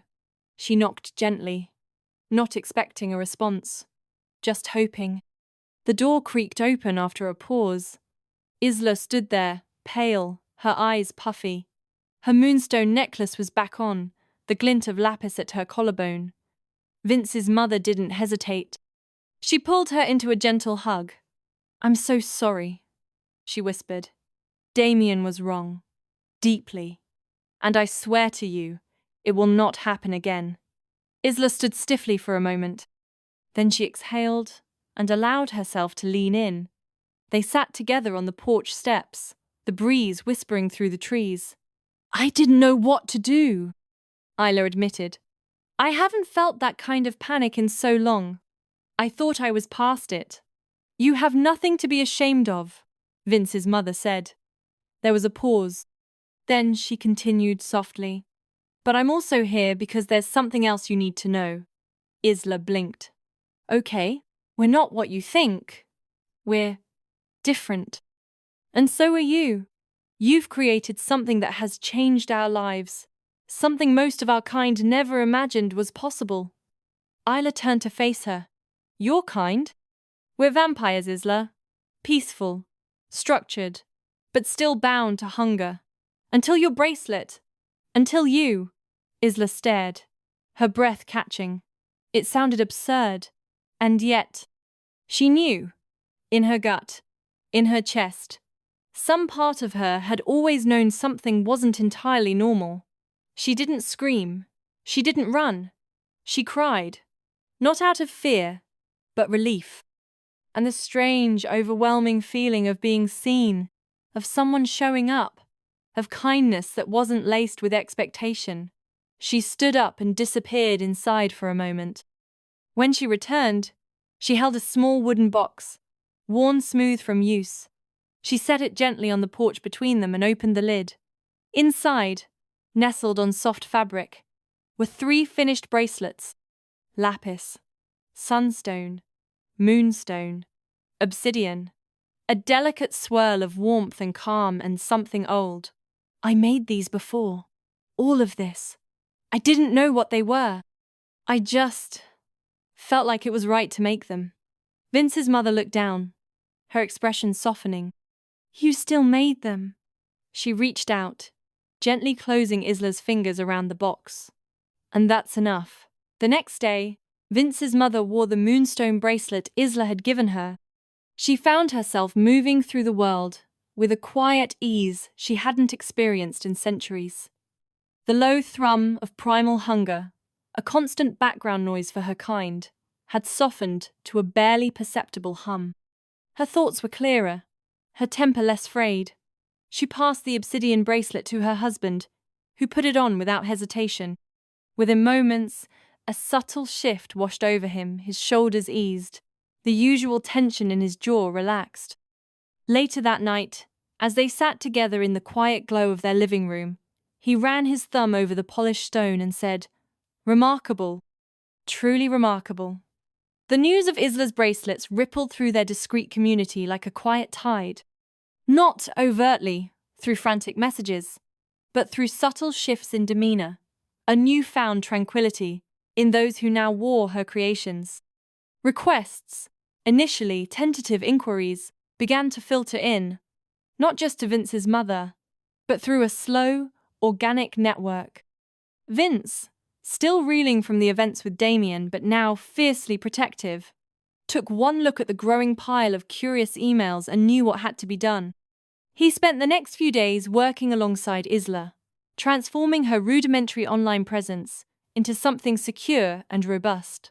"We'll call it Stone Paths," he suggested, sketching a logo, "and it needs to be private, by invitation, or referral only." Isla nodded, already deep in the flow of creation. Her hands, nimble and sure, worked with the stones. The feeling of being seen by Vince's mother had unlocked something within her. She understood her gift now, not as an oddity, but as a purpose. Email addresses Vince set up began to fill with inquiries, cryptic messages from those seeking the same profound calm that Vince's family had found. It was a deluge, yet Isla approached it with a serene focus. A few weeks later, Isla's parents returned from their extended trip, their faces etched with worry when they learned about Damien. But their fear quickly morphed into awe as they witnessed the transformation in their daughter. She was no longer just the quiet artist. She was confident, purposeful, surrounded by a subtle, glowing energy. She spoke of her work, of the unique properties of her stones, and of finding her true place in the world. They didn't fully grasp the vampire part, but they saw their daughter thriving, genuinely happy, and that was enough. Vince was her anchor through it all. He handled the logistics, the packaging, and the discreet shipping. He researched new, ethical stone suppliers. They spent countless late nights in her studio, the soft glow of her work lamp illuminating their shared purpose. Sometimes, when a particularly complex order was finished, or when the weight of it all seemed to settle, Isla would lean her head on his shoulder. On one such night, amidst the quiet hum of her studio and the scent of polished stone, Vince held her close, pressing a soft kiss to her hair. Isla looked at the finished bracelets, each a small promise of peace, knowing how it all began. "Love born out of jealousy is love that doesn't grow," she murmured, more to herself than to Vince. "But peace? Peace is something you have to make, one stone at a time." The thought resonated, a quiet counterpoint to the chaotic hum of her past. She remembered the early days of fumbling with wires and cheap beads, the fear of failure, the gnawing anxiety that had been a constant companion. Jealousy, she realized now, had been a cage built by her insecurities, a desire to possess what wasn't hers, to be someone else. But true love, the kind that settled around her like Vince's arm, the kind that filled her studio with purpose, wasn't about taking. It was about creating, about giving. Vince shifted slightly, tightening his grip, and she felt the steady thrum of his quiet contentment. He didn't need to ask what she was thinking. Their connection had deepened beyond words, forged in late nights, shared triumphs, and the quiet understanding that comes from building something significant together. He'd watched her bloom, listened to stories from distant covens where the maker was spoken of with reverence, where calls for help had turned into whispered tales of new tranquility. He'd seen the exhaustion in her eyes, yes, but also the vibrant spark that had replaced the anxious glow of just months ago. This was his Isla, purposeful and bright, and he wouldn't trade it for anything. The orders kept coming, a silent testament to the need Isla was fulfilling. They had long outgrown her small studio, the operation now spilling into a dedicated shipping room Vince had set up in the spare bedroom of their shared apartment. The college friend, Amelia, was now a full-time assistant, managing inventory and initial customer queries with remarkable efficiency. Isla was no longer just making bracelets. She was curating hope. One carefully selected stone, one thoughtfully strung bead, one meticulously packaged parcel at a time. The global map on the studio wall, once a novelty, was now covered in tiny pins, marking the disparate locations where her peace-bearing creations had found new homes. Each day brought its small victories. A testimonial email from a vampire elder in Nevada, praising the calming effect that allowed her clan to integrate more seamlessly into human society without fear. A bulk order request from a coven leader in Vermont, determined to bring a new era of harmony to his territory. It wasn't just about avoiding hunger. It was about fostering communal peace, about reshaping the fundamental nature of what it meant to exist as a vampire in the modern world. The Whisper networks now spoke of Isla not just as a solution, but as a path. The path ahead stretched out, long and intricate. But for the first time, Isla didn't feel overwhelmed. She felt ready. She leaned deeper into Vince's embrace. The future, a mosaic of possibilities, each piece waiting to be carefully, deliberately placed. One stone, one bracelet, one life. A revolution, built not with fire and fury, but with the quiet, unwavering power of peace. That's the end of this tale. But in the world of the supernatural, there's always another shadow waiting. Thank you for staying with me through every twist, turn, and heartbeat. If you enjoyed the ride, there's more waiting for you. Just check out the other audiobooks on this channel. Don't forget to subscribe if you want more magic, monsters, and stories that go bump in the night. Until next time, stay curious and brave and never stop listening.